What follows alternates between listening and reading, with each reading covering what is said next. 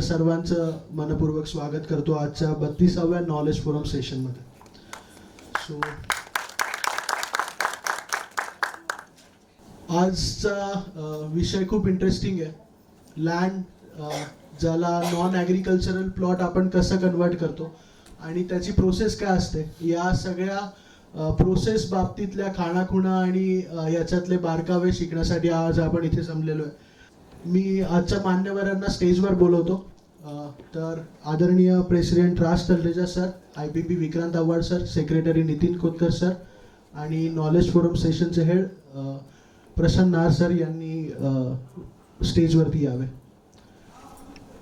मी आजचे आपले मान्यवर ॲडव्होकेट मनीष चिंदाडे सर यांना पण विनंती करतो की त्यांनी व्यासपीठावर यावे. धन्यवाद. प्रेसिडेंट राज तलरेजा सरांना विनंती करेल की त्यांनी आजच्या कार्यक्रमाची सुरुवात करावी आणि आपली प्रस्ताविका मांडावी. धन्यवाद. Good evening. Good evening. आवाज आहे म्हणजे ताकद आहे असा. Respected Advocate Manish Chindare sir, our respected women members, my dear core committee members and all my proud PRAN members, good evening. आज professional realtor association of Nashik तर्फे आयोजित केलेल्या महिला दिन विशेष सोहळावा आणि NA प्लॉट्स विशेषवरील नॉलेज सेशन आपले मनापासून स्वागत करताना मला अत्यंत आनंद होत आहे. आजचा दिवस विशेष आहे कारण आपण महिला दिन साजरा करत आहोत. समाजातील प्रत्येक क्षेत्रात महिलांचे योगदान मोठे आहे आणि आज रिअल इस्टेट क्षेत्रातही महिला खूप आत्मविश्वासाने आणि प्रामाणिकपणे काम करताना दिसत आहेत. आपल्या प्राण कुटुंबातील महिलांना सदस्यांना देखील खूप सक्रिय आहेत, याचा आम्हाला अभिमान आहे. मित्रांनो, रिअल इस्टेट व्यवसाय हा फक्त व्यवहाराचा नाही तर विश्वासाचा व्यवसाय आहे. आजच्या काळात कायदे, नियम, डॉक्युमेंटेशन आणि ट्रान्सपरन्सी याचं खूप महत्त्व आहे. जर आपला योग्य लीगल नॉलेज नसेल तर आपल्याला खूप प्रॉब्लेम येऊ शकतात. त्यासाठी आपण आपल्या क्लायंटला योग्य मार्गदर्शन करू शकतो आणि आपला व्यवसाय अधिक मजबूत करू शकतो. याच उद्देशाने प्राणने नेहमीच नॉलेज सेशन आणि नेटवर्किंगवर यावर भर दिला आहे. आजचा हा नॉलेज सेशनसाठी आपल्यामध्ये प्रसिद्ध श्री ॲडव्होकेट मनीष चिंदळे सर उपस्थित आहेत. हे आपले खूप मोठे भाग्य आहे. ते आज आपल्याला NA प्लॉट्स कायदेशीर बाबतीबाबतीत मार्गदर्शन करणार आहेत. मला खात्री आहे की यांच्या या अनुभवातून आपल्याला खूप महत्त्वाची माहिती मिळेल. मित्रांनो, प्राण ही फक्त एक असोसिएशन नाही तर एक कुटुंब आहे. ॲग्रीड आहे? Yes. प्राण ही फक्त एक असोसिएशन नाही तर एक कुटुंब आहे. आपण सर्वांनी मिळून नाशिकमधील रिअल इस्टेट क्षेत्र अधिक प्रोफेशनल, ट्रान्सपरन्सी आणि मजबूत करण्यासाठी संकल्प केला आहे आणि आपण सगळे करणार आहोत. पुढील काळातही प्राणतर्फे असे अनेक ज्ञान मंच, नेटवर्किंग कार्यक्रम आणि सदस्यांसाठी प्रगतीसाठी उपक्रम आयोजित केले जातील. शेवटी आजच्या कार्यक्रमासाठी उपस्थित राहिल्याबद्दल सर्वांचे मनपूर्वक आभार. सगळ्यात स्पेशल प्रशांत नाहरसाठी, त्यासाठी एकदा जोरदार टाळ्या व्हायला पाहिजे. त्यांनी खूप मन लावून वन मॅन करून असं खूप सगळे टीमला संघ घेऊन त्यांनी खूप मेहनत घेतली आहे. धन्यवाद. आपल्या मान्यवरांचं इंट्रोडक्शन आहे. मी थोडा एक्सायटेड याच्यासाठी आहे की ते माझ्याच गावाचे आहेत आणि माझ्या वडिलांना ते खूप चांगलं ओळखतात. तर माझ्यावरती जबाबदारी आल्यासारखं फील आहे मला आज. सो काही चुकलं तर माफ करा सर. सो आजचा टॉपिक आहे understanding of NA in today's real estate. So honestly हा विषय रिअल इस्टेट इंडस्ट्रीमध्ये काम करणाऱ्या प्रत्येक व्यवसायासाठी अत्यंत महत्त्वाचा आहे. Deals may not look simple if you don't have the exact documentation of the deal. Okay, so sir has been practicing in the Nashik Civil Court since 1999, specializing in property consultancy, convincing and the land documentations over the years, and he worked closely with the developers, land investors, and financial institute. and also has served as a panel advocate for major banks like SBI, Union Bank, Central Bank, and HDFC Housing. Today, the Chindade and Associate firms works with the strong team and the legal professional assisting in complex property matters. But what makes the journey even more inspiring is the legacy behind it. Sir came from a family where his father is a late advocate, Shashikant Chindade, was practicing in Malegaon High Court. Because of money, sir and I came from the same town, Malegaon, so it was always special moment for me welcoming his presence in the town, and as he built such a respected name in Nasik's legal and real estate ecosystem. Apart from law, he served as a president of JCI Nasik and president of Rotary Club Nasik, and continues to contribute to various charitable institutes. And one more thing which many people may not know about him, outside the courtroom, that he is an ultra marathon runner. It was not mentioned in your bio, sir. मला हे तुमच्या social मीडियावरून मिळालं. So 42 kilometer full marathon, 100 kilometer ultra marathon हे त्यांनी complete केलेलं आहे.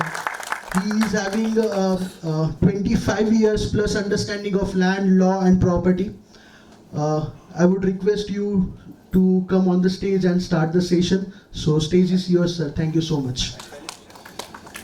Secretary Nitin Kotkar sir and IPP Vikrant Awad sir to felicitate today's Knowledge Forum guest, Mr. Manish Chindade.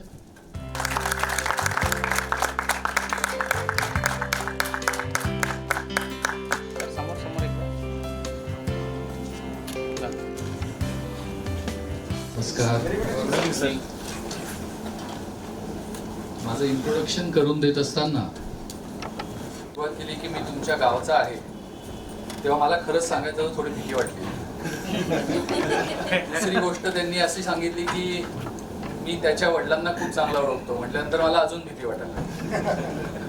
म्हटलं हा अशा फोरमवरती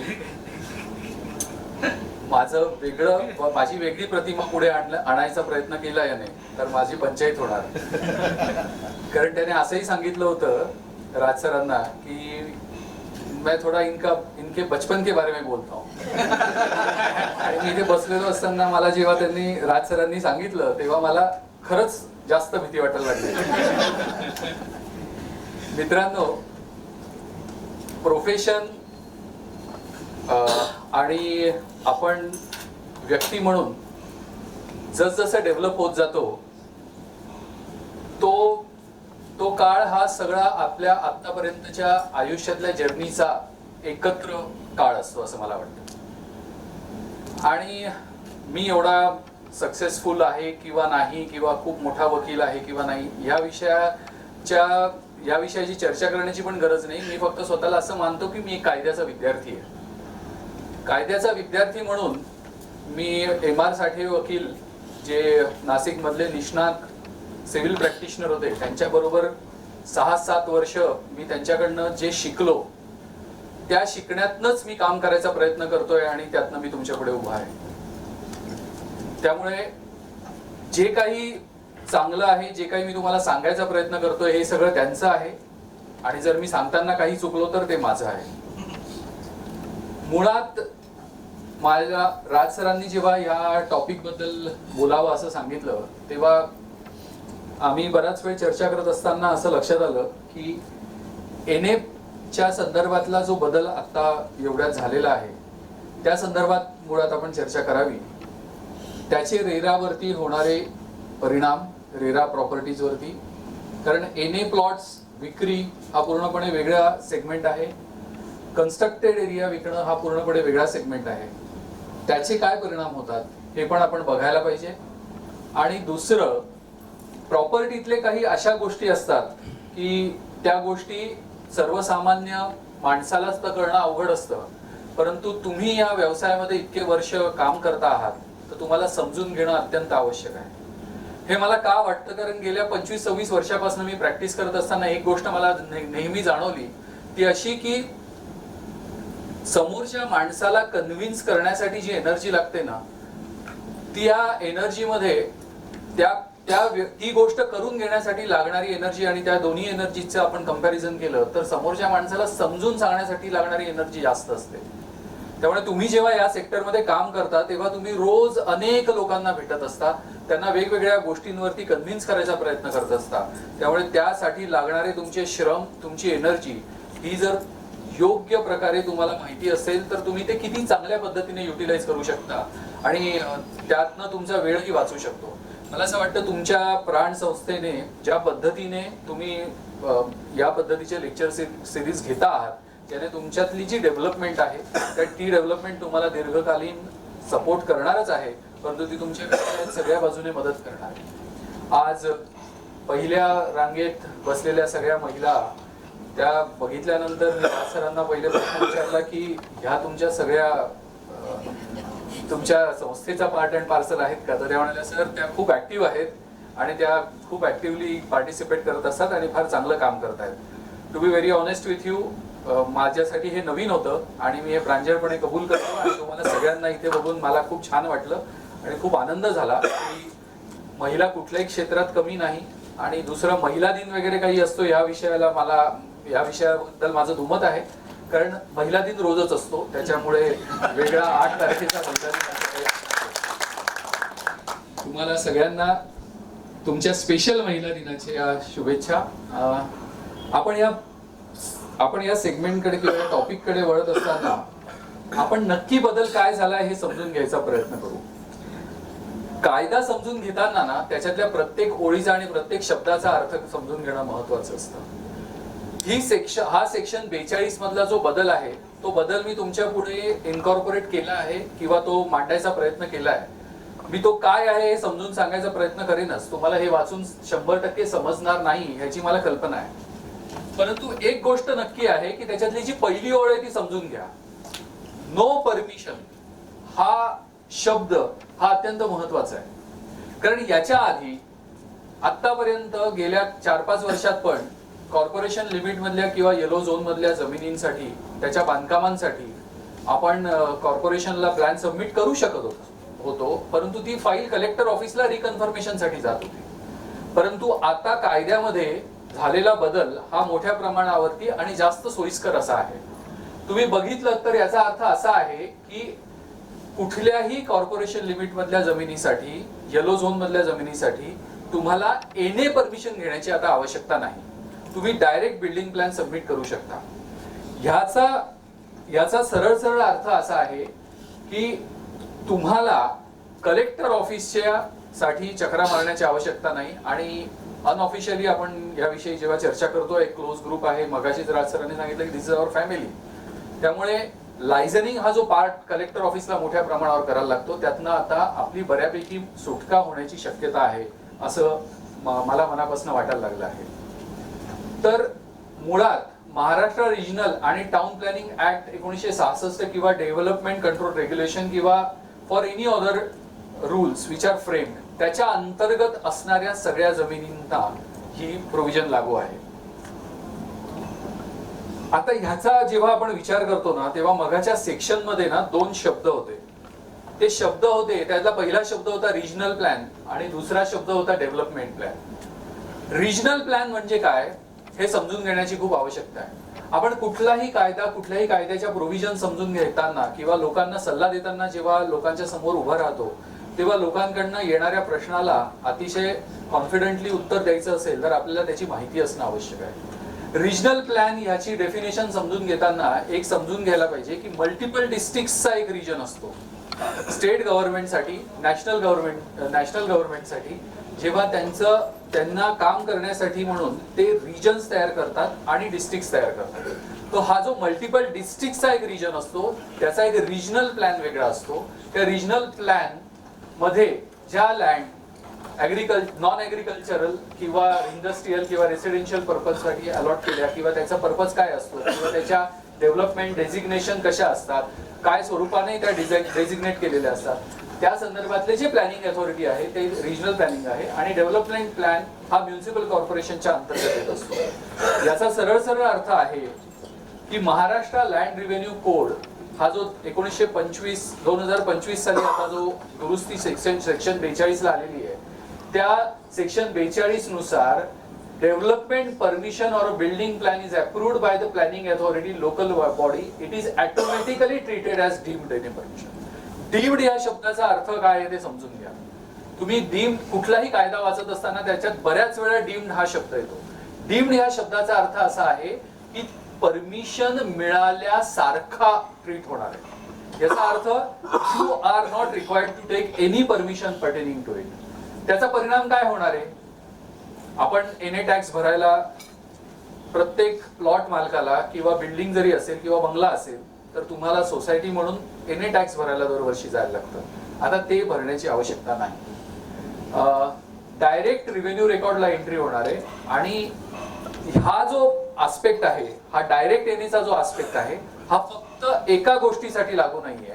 तो म्हणजे क्लास 2 जमिनी ज्या असतात, ज्या तुम्हाला शर्तीच्या जमिनी असतात, ज्या आपल्या अगदी समजणाऱ्या भाषेमध्ये आपण बोलत असतो, त्या समितींच्या करेक्ट भोगोटदार वर्ग 2 ह्या किंवा शर्तीच्या ज्या जमिनी असतात त्या जमिनींसाठी मात्र ही प्रोव्हिजन ऍप्लिकेबल असणार नाही. त्याच्यासाठी तुम्हाला परमिशन कलेक्टर ऑफिसला जाऊन घ्यावीच लागणार, कारण ती जेव्हा तुम्ही भोगोटदार नंबर 1 साठी कन्वर्ट करता तेव्हा ती एनए पण कन्वर्ट होत असते. त्याच्या मागचं कारण हे पण आहे, मी अगदी तुम्हाला संक्षिप्तात सांगतो की काही जमिनींचे भोगोटादार वर्ग 2 हे स्टेटस बदलतच नाही. ती जमीन एनए पण होते आणि ती प्रत्येक ट्रान्सफरला त्याच्यासाठी परमिशन घेणं आवश्यक असतं. आपल्याकडे आनंदवल्ली मधल्या मला वाटतं सर्वे नंबर 25 मध्ये काही जमिनींमध्ये बद्दल असं रिस्ट्रिक्शन आहे असं मला आठवतंय.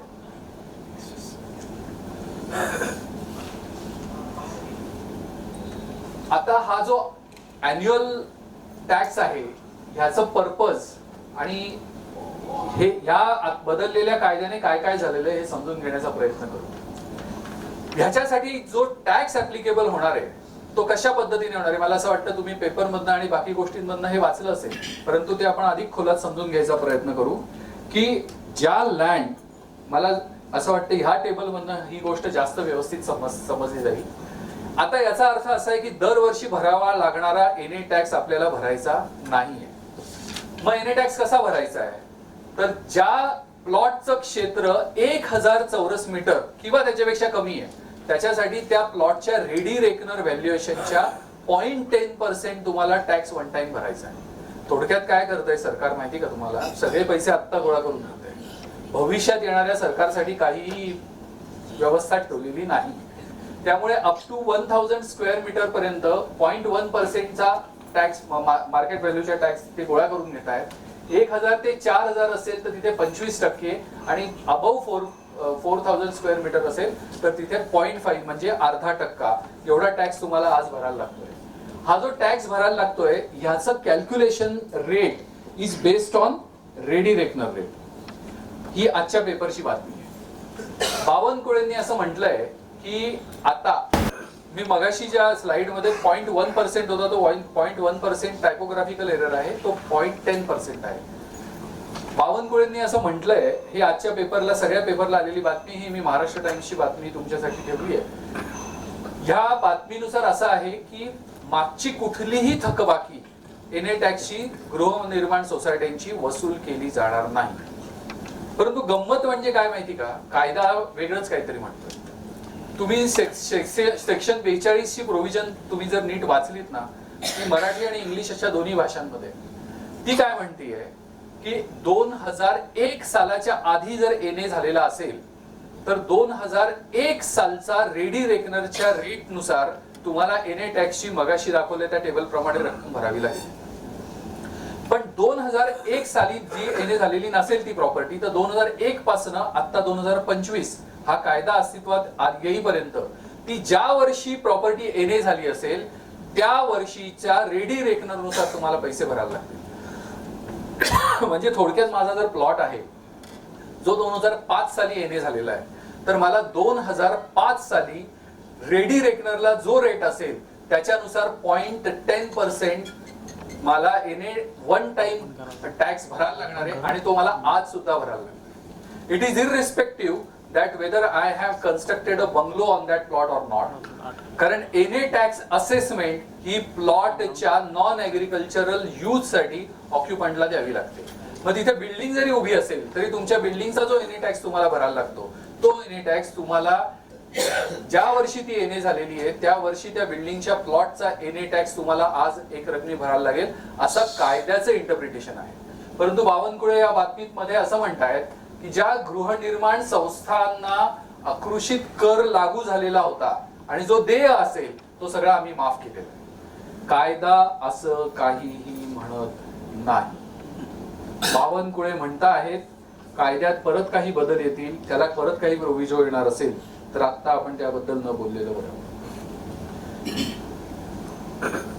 आपण ही साईड याच्यासाठी बघतोय की ह्याच्यामध्ये अजून एक गोष्ट कायद्यामध्ये नमूद केलेली आहे ती अशी की हा कायदा अस्तित्वात आल्यापासून 1 वर्षाच्या आत, समजून घ्या गंमत, हा कायदा अस्तित्वात आल्यापासून 1 वर्षाच्या आत ज्याचा, जसं माझ्या उदाहरणामध्ये मी सांगितलं माझा प्लॉट 2005 साली येणे झालेला आहे, तर मला 2005च्या रेडी रेकनर नुसार 0.10% जर 1000 स्क्वेअर मीटरच्या आत असेल तर तो टॅक्स हा 1 वर्षाच्या आत भरायचा आहे. जर मी तो टॅक्स 1 वर्षात भरला नाही तर सरकारने पेनल्टी विथ इंटरेस्टची प्रोव्हिजन टाकली आहे. याचा अर्थ ज्या गृहनिर्माण संस्था किंवा प्लॉट ह्याच्या आधी अस्तित्वात आलेल्या आहेत, 2001 ला 2001 सालचं रेडी रेकनर, 2001च्या आधीच्यांना 2001चं रेडी रेकनर, 2001 ते 2025 याच्यामध्ये ज्या वर्षी एनए झाला त्याचं रेडी रेकनर, यानुसार कॅल्क्युलेट करून आम्हाला सर्वसामान्य माणसाला 1 वर्षाच्या आत टॅक्स भरणं आवश्यक आहे. नाही भरला तर सरकार आपल्याला इंटरेस्ट आणि पेनल्टीच्या नोटिसेस देतील असं कायदा म्हणतो. बावनकुळे काहीतरी वेगळं सांगतात. आता हे आपण वाट बघूयात सगळेजण अजून 1-1.5 महिन्यात की याच्यामध्ये काही अजून वेगळं येत आहे.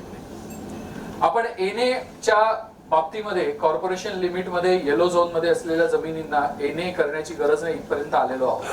परंतु आपण हे बघितलं पाहिजे की याचा रेरावरती इम्पॅक्ट कसा होतो. ये एक अलग चीज है सर. अभी एनए के बारे में हम लोग सोच रहे हैं, लेकिन इसका इम्पैक्ट रेरा एक्ट के अंतर्गत कैसे होता है. तुम्हाला सगळ्यांना याची कल्पना असेल की रेरा काय आहे ते 500 स्क्वेअर मीटरच्या वरती आणि ह्या सगळ्या बेसिक प्रोव्हिजन आहेत. परंतु हे समजून घेणं महत्वाचं आहे.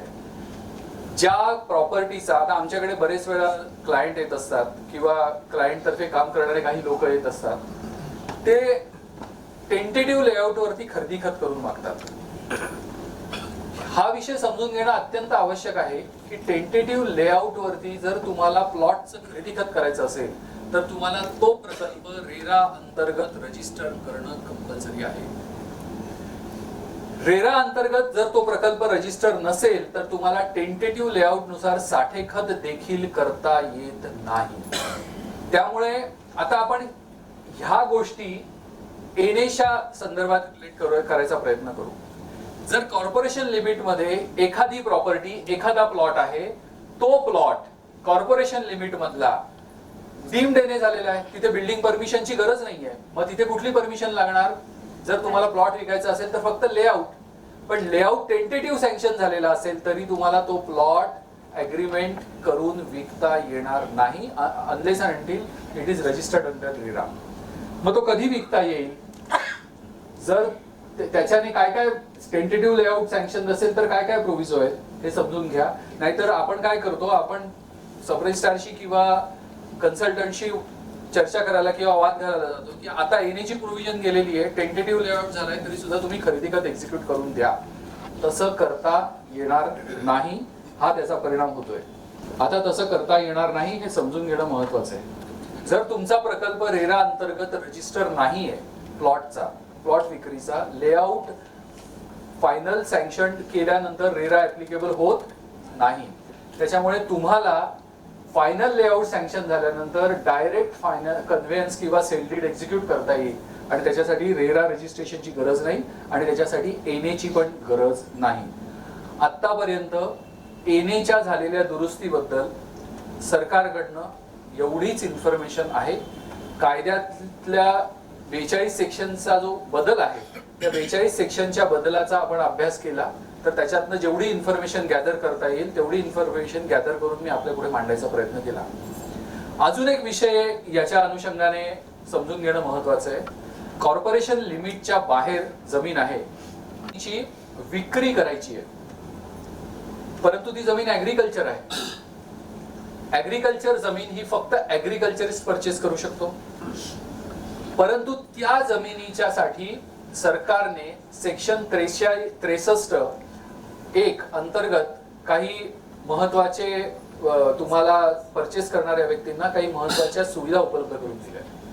त्या अशा आहेत की if the purchaser wants to purchase that land, even though he is not agriculturist, he can purchase that property for bona fide industrial use.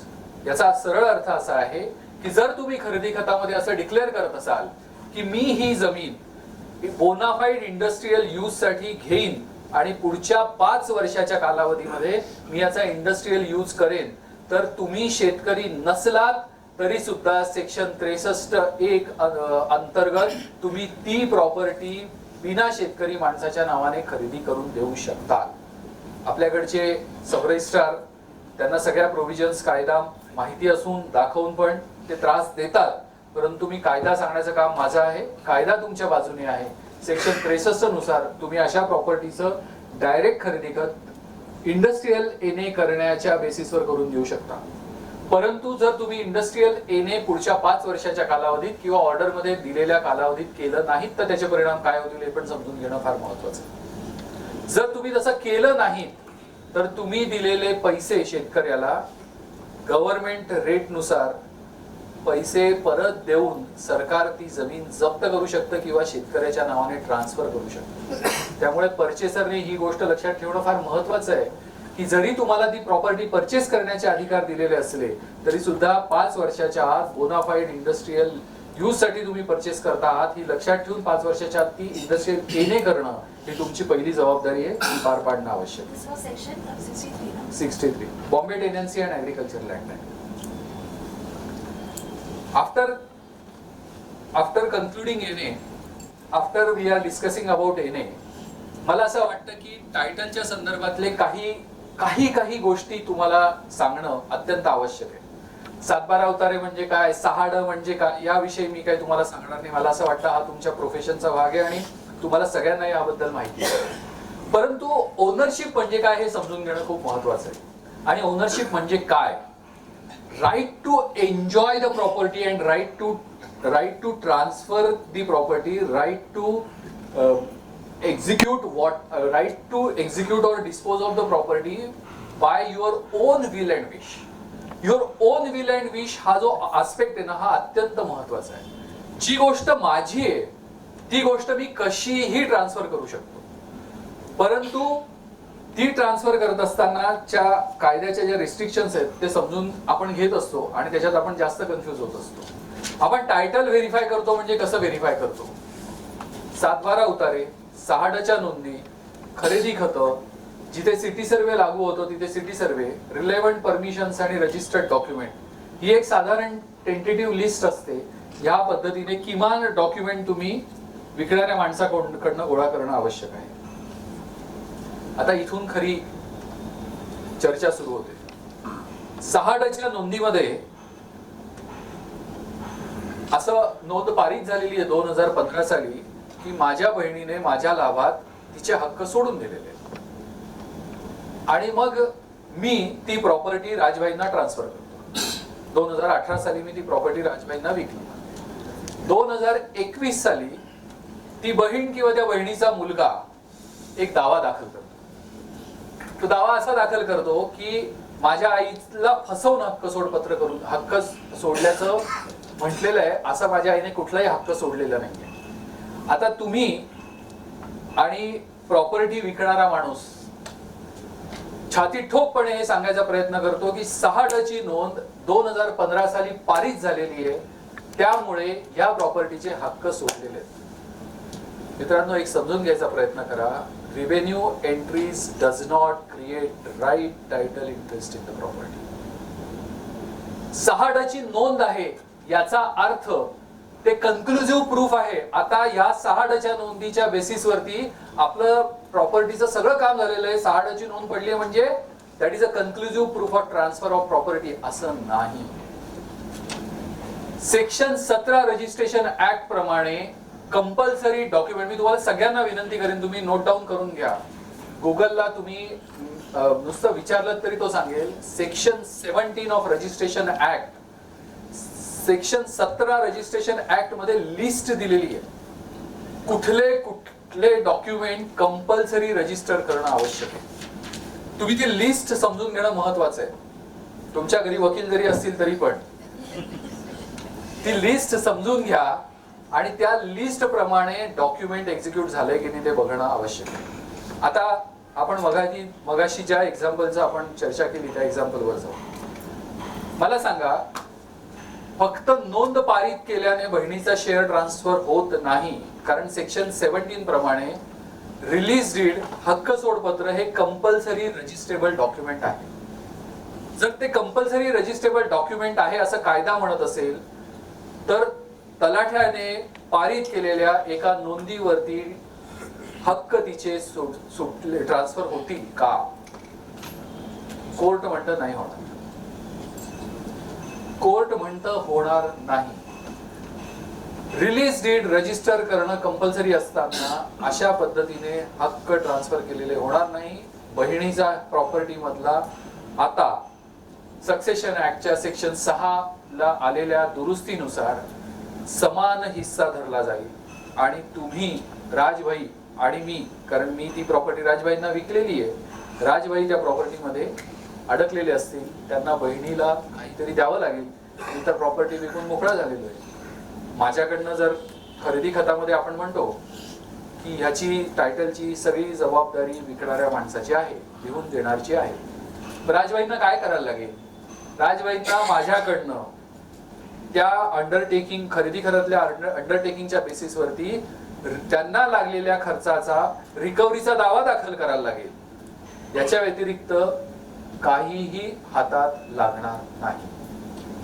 म्हणजे मला तुम्हाला सांगायचा मुद्दा असा आहे की जेव्हा तुम्ही एखादी प्रॉपर्टी त्रयस्थ माणसाच्या नावाने तुमच्या क्लायंटसाठी विक्री करायचा प्रयत्न करता, तेव्हा ह्यासारखे मुद्दे तुमच्या कन्सल्टंटने काढले तर त्या मुद्द्यांना तुम्ही जाणीवपूर्वक आणि लक्षपूर्वक त्या मुद्द्यांकडे तुम्ही लक्ष द्या आणि कानाडोळा करू नका. विकत घेणारा तुमचा क्लायंट हा परत तुमचा आयुष्यभराचा क्लायंट राहणं आवश्यक असेल तर तुम्ही या छोट्या छोट्या गोष्टी, परंतु अत्यंत महत्वाच्या गोष्टी समजून घेणं आवश्यक आहे. So the mutation entry does not create right title interest in the property, हा पहिले भाग समजून घेणं आवश्यक आहे. मी एखादी प्रॉपर्टी राजभाईंना खरेदी खताने ट्रान्सफर केली आहे तर माझं खरेदी खत आवश्यक आहे. नुसतं म्युटेशन एंट्रीच्या बेसिसवरती आता टायटल चेक करणं शक्य नाही. त्याला तुम्ही नकार द्यायला शिका. त्या खरेदी खताची कॉपी हवी. तुमच्या कन्सल्टंटने ऑनलाईन त्याचा सर्च घेऊन इंडेक्स 2 शोधली पाहिजे, किंवा नसेल अवेलेबल तर सब रजिस्ट्रार ऑफिस मधनं त्याची सर्टिफाईड कॉपी काढली पाहिजे. तुमच्यापैकी अनेक लोक प्रॉपर्टी मध्ये काम करत असतात. प्रॉपर्टी विकल्यानंतर विकत घेणारा बँकेकडे कर्ज घ्यायला जातो. बँकेकडे कर्ज घ्यायला गेल्यानंतर बँक त्याच्यामध्ये ओरिजिनल डॉक्युमेंट मागायला सुरुवात करतात आणि ते ओरिजिनल डॉक्युमेंट मागायला लागले की तुम्हाला थोडासा वैताग यायला लागतो की मागच्या 30 वर्षाचे ओरिजिनल झालेल्या अनेक खरेदी खत आम्ही कसे काय आणायचे. मग बँक म्हणते तुम्ही त्याच्या सर्टिफाईड कॉपीज आणा. घडतंय की नाही हे सगळं? हे घडतंय कारण कायदा असा आहे. बँक म्हणते की म्युटेशन एंट्रीज जाऊ द्या, मला ओरिजिनल खरेदी खत माझ्या ताब्यात द्या. कन्स्ट्रक्टेड टेनामेंट असतील तेव्हा कन्स्ट्रक्टेड फ्लॅट्स, टेनामेंट म्हणजे फ्लॅट किंवा शॉप्सचे पाठीमागचे चेन डॉक्युमेंट्स ओरिजिनल लागत असतात आणि प्लॉट्स असतील तर त्याच्यासाठी पण प्लॉटचे खरेदी खत लागत असतात. हा एक अतिशय अजून एक महत्वाचा मुद्दा आहे. ही माझी प्रॉपर्टी आहे किंवा हा माझा पेन आहे. हा जर मला तुमच्यापैकी कोणाला विकायचा असेल तर मी हा पेनचं पोझेशन तुम्हाला देतो. हा पेन माझ्या कस्टडीत आहे किंवा तुमच्या कोणाच्याही खिशाला असलेला पेन हा आपण असं समजून चालतो की हा पेन तुमच्या मालकीचा आहे. का तुमच्या मालकीचा आहे तो पेन? का तुमच्या हातात असलेली डायरी तुमच्या मालकीची आहे? का तुमच्या हातात असलेला मोबाईल तुमच्या मालकीचा आहे? प्रॉपर्टी कन्सल्टंट म्हणून तुम्ही विचार करायला पाहिजे, कारण तो तुमच्या पोझेशन मध्ये आहे. बरं, तो तुमच्या पोझेशन मध्ये, मग तुमचा पोझेशन तुमची ओनरशिप ठरवतो का? तर हो, जी प्रॉपर्टी मुवेबल आहे त्याची ओनरशिप ही तुमचं पोझिशन ठरवतं. आता एक इमॅजिन करा की एक प्लॉट आहे, प्लॉट किंवा एखादी ऍग्रिकल्चर लँड आहे. त्या ऍग्रिकल्चर लँडचं तुम्ही पोझिशन घेऊन फिरू शकत नाही ना. ती जमीन मी घेऊन आज या कार्यक्रमाला आलो, माझा फ्लॅट आहे, माझा शॉप आहे, मी त्याचं कुलूप लावून किल्ली घेऊन जाऊ शकतो. परंतु जी माझी ऍग्रिकल्चर लँड आहे, जो माझा प्लॉट आहे, त्याचा कब्जा मी कसा ठरवणार? त्याचा कब्जा ठरवणं अत्यंत महत्वाचं आहे. Ownership and position always goes in hand in hand. ज्याची मालकी आहे त्याचा कब्जा कन्सिडर होतो. तुम्ही कधी खरेदी खतामधला कब्जाचा पॅरेग्राफ वाचलाय का शांतपणे नीट? साक्षीदारांचे समक्ष मिळकतीचा कब्जा मोजून मापून खुला निर्वेद असा लिहून देणार यांनी लिहून घेणार यांच्या ताब्यात दिला आणि तो लिहून घेणार यांना मिळाला. याच्या पुढे तुमच्या कन्सल्टंटने जर खरेदी खत तयार केलं असेल तर त्याच्यात तो लिहून घेणार यांना मिळाला हे वाक्य असणं तुमच्यासाठी खूप महत्वाचं आहे. तो कब्जा त्याने घेतला ह्याचा तो पुरावा आहे, याचं ते अंडरटेकिंग. मी कब्जा देणं ही वेगळी गोष्ट आहे हो. ह्याचा कब्जा मी दिला, ते तुमच्या हातात आलं, ही जी ऍक्शन आहे ना, ही इव्हिडंट आहे. ही ऍक्शन डोळ्याला दिसणारी आहे. परंतु इममुवेबल प्रॉपर्टीचा कब्जा मिळाला ही ऍक्शन इव्हिडंट नाहीये, ती ऍक्शन डोळ्याला दिसणारी नाहीये. त्याच्यामुळे त्याला कब्जा मिळाला हे त्याचं अंडरटेकिंग आणि ते वाक्य असणं खरेदी खतामध्ये त्या कब्जाच्या क्लॉज मध्ये असणं अत्यंत आवश्यक आहे. याला एक्सेप्शन्स काय आहेत? ज्याची मालकी त्याचा कब्जा 100%. याला एक्सेप्शन काय आहेत? लिव्ह अँड लायसन्स आणि lease deed. Transfer of property act मध्ये फक्त हे दोन एक्सेप्शन्स आहेत. भाडेकरू आणि लीज डीड म्हणजे या दोन एक्सेप्शन सोडून ज्याची मालकी त्याचाच कब्जा असं कन्सिडर होतं. आता तुम्ही भाडेकरू म्हणजे ऍग्रिकल्चर लँडला आपण पीक पेरा लावतो. पीक पेऱ्या संदर्भामध्ये कब्जा जमीन कसणाऱ्या मालकाचा आहे असं तिथे खाली सातबाराला नाव लावून येतं की जमीन कसणाऱ्याचं नाव तुम्ही सातबारा आठवा. त्या जमीन कसणाऱ्याचं नाव म्हणजे जो माणूस जमीन कसतो आहे त्याचं नाव तिथे लागतं. म्हणजे कब्जा जमिनीचा मालकाचा होतो का? नाही. त्या जमिनीवरचा कब्जा हा जमीन कसणाऱ्याचा होतो. ही एक अजून मिथ आहे. मी पेपर नोटीस दिली, मला पेपर नोटीसला कुठलीही हरकत आली नाही, त्याच्यामुळे माझं टायटल क्लिअर आहे. Paper notice is not a conclusive proof of title, हे कायम लक्षात ठेवा. मी माझ्या बाबतीमध्ये घडलेला एक किस्सा नेहमी सांगत असतो जेव्हा जेव्हा मला या विषयावरती व्याख्यान द्यायची वेळ येते. मी ना 2008 साली प्रॅक्टिस इंडिपेंडंट सुरू केली होती. 6-7 वर्ष MR साठे साहेबांबरोबर काम केलं आणि प्रॅक्टिस सुरू केली. माझ्याकडे माझा एक क्लायंट आला आणि त्याने मला सांगितलं, सर मी एक साठेखत केलं होतं, नोटरी होतं, मला उरलेले पैसे देणं शक्य नव्हतं, मी काय 5 लाख रुपये दिले होते आणि आता उरलेले पैसे देणं शक्य नसल्यामुळे लँड ओनर माझा मित्र होता, तो मला म्हणाला की मी ही प्रॉपर्टी आता दुसऱ्या कोणाला तरी विकतो, ती विकून मी तुला तुझे 5 लाख रुपये परत देऊन टाकेन. सर आज 3 महिने झाले ती प्रॉपर्टी विकून.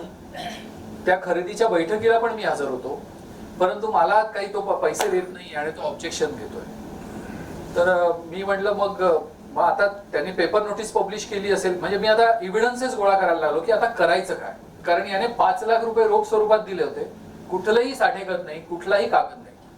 आता याचे 5 लाख रुपये वसूल करून द्यायचे कसे. मी त्याला विचारलं की याने एक पेपर नोटीस दिली होती का. आम्हाला वकिलांना सवय असते उगाच अनेक प्रश्न विचारत बसतो. ते तुम्हाला वाटत असेल क्लायंटना की हे प्रश्न उगाच असतात, परंतु आम्ही त्यातनं तुमच्यासाठी काहीतरी शोधायचा प्रयत्न करत असतो. तर मी त्याला म्हटलं तू काय काय केलं होतं, तू काही कागद लिहिला होता का, तू चिठ्ठी लिहिली होती. म्हणे सर काहीच नाही. म्हटलं पण काय होतं काय. काही नाही म्हणे सर, त्याने पेपर नोटीस दिली आणि खरेदी खत एक्झिक्यूट केलं, मी पण तिथे हजर होतो म्हणे खरेदी खत एक्झिक्यूट करायला. म्हटलं ओके, पेपर नोटीस तुला सापडेल का. तो म्हणे सर मी शोधून आणतो. म्हटलं तू घेऊन ये. तो पेपर नोटीस घेऊन आला 2 दिवसांनी. मी ती पेपर नोटीस बघितली, ती 3 महिने आधीच्या तारखेची होती. मग मी त्याला म्हटलं की तू एक काम कर, आता ही पेपर नोटीसचा पेपर घे, शालीमारला CBS कडनं जात असताना एक उजव्या हाताला ते गार्डन आहे, त्या गार्डनच्या तिथे नेहरू गार्डन मला वाटतं, त्या नेहरू गार्डनच्या तिथे एक भेळवाला आहे, त्या भेळवाल्याला सांगायचं मला याच्यात भेळ खायची. त्याला खूप आश्चर्य वाटलं. तो म्हणे सर हे आपला पुरावा आहे. म्हटलं तू मी सांगतो तेवढं कर. तो गेला, त्याने त्याच्यात भेळ खाल्ली आणि तो पेपर मला दुसऱ्या दिवशी आणून दिला. मी त्या नोटीसला 3 महिन्यांनी ऑब्जेक्शन घेतलं आणि मी असं लिहिलं की मी आज नेहरू गार्डनला भेळ खात असताना हा पेपर माझा वाचण्यात आला आणि माझ्या जेव्हा वाचण्यात आला तेव्हा मला असं कळलं की ही प्रॉपर्टी विकता याच्यात मी 5 लाख रुपये टोकन दिलेलं आहे. ज्या वेळेला फक्त मी पेपर नोटीसला ऑब्जेक्शन न घेता मी त्या मालकाला नोटीस पाठवली आणि विकत घेणाऱ्याला नोटीस पाठवली. खरेदी खत काढून घेतलं. सर तो क्लायंट दुसऱ्या दिवशी माझ्याकडे आला. त्याला नोटीस मिळाल्या त्याच्या घरी 5 लाख रुपये आलेले होते. हा जो विषय आहे ना हा समजून का घेण्याचा आहे, गमतीचा भाग सोडून द्या. याचा अर्थ असा आहे की paper notice is not a conclusive proof of title. It is just a tool in your hand. इथे हे फक्त तुमच्या हातातलं टूल आहे की मी टायटल चेक करण्यासाठी काय काय केलं. मग मी 6 नोंदी चेक केल्या, मग मी 7/12 चेक केला, मग मी हे चेक केलं, मग मी खरेदी खत बघितले. तसं मी फक्त एक पेपर नोटीस पब्लिश केली. आज नाशिकमध्ये कमीत कमी 50 पेपर आहेत. हे पण तुम्हाला माहिती नसेल. 50 पेपर पब्लिश होतात, छोटे मोठे, काही ऑनलाईन, काही. आपण प्रत्येक पेपर वाचतो का? आणि असं कुठल्या कायद्यात लिहिलंय की प्रत्येक माणसाने पब्लिश होणारा प्रत्येक पेपर वाचलाच पाहिजे म्हणून? तर पेपर, एखाद्या पेपरला पब्लिश झालेल्या पेपर नोटीसच्या बेसिसवर टायटल ठरवणारे तुम्ही आम्ही कोण? त्यामुळे paper notice is just a precautionary major. त्याच्याने टायटल डिसाइड होत नाही. तुमच्या आणि माझ्या समाधानासाठी मॅडम ते जाहीर नोटीस पण का? कुठलीही पेपर नोटीस इज जाहीर नोटीस, टायटल व्हेरिफिकेशन नोटीस. त्याच्यात ते आम्ही का टाकतो वकील हे पण तुम्हाला सांगतो. कारण आम्हाला दाखला द्यायचा असतो, त्याला हरकत आली किंवा नाही. तेव्हा त्या दाखला देण्याच्यासाठी हरकतीचा विचार नंतर केला जाणार नाही हे आम्ही एवढ्यासाठी टाकतो की आम्ही दाखला देऊन टाकलेला असतो. तुमचा क्लायंट प्रॉपर्टी खरेदी करायला येतो, आम्ही पेपर नोटीस पब्लिश करतो. त्या पेपर नोटीस पब्लिश झाल्यानंतर साधारणतः 8-10 दिवसानंतर खरेदी खत झालेलं असतं आणि त्याच्यानंतर हरकत आली तर ती जबाबदारी वकिलांवर राहू नये. माझ्याकडनं तर क्लायंट निघून गेलेला असतो परचेस डील करून. त्याच्यामुळे आम्ही देतो की मुदतीनंतर आलेली हरकत स्वीकारली जाणार नाही.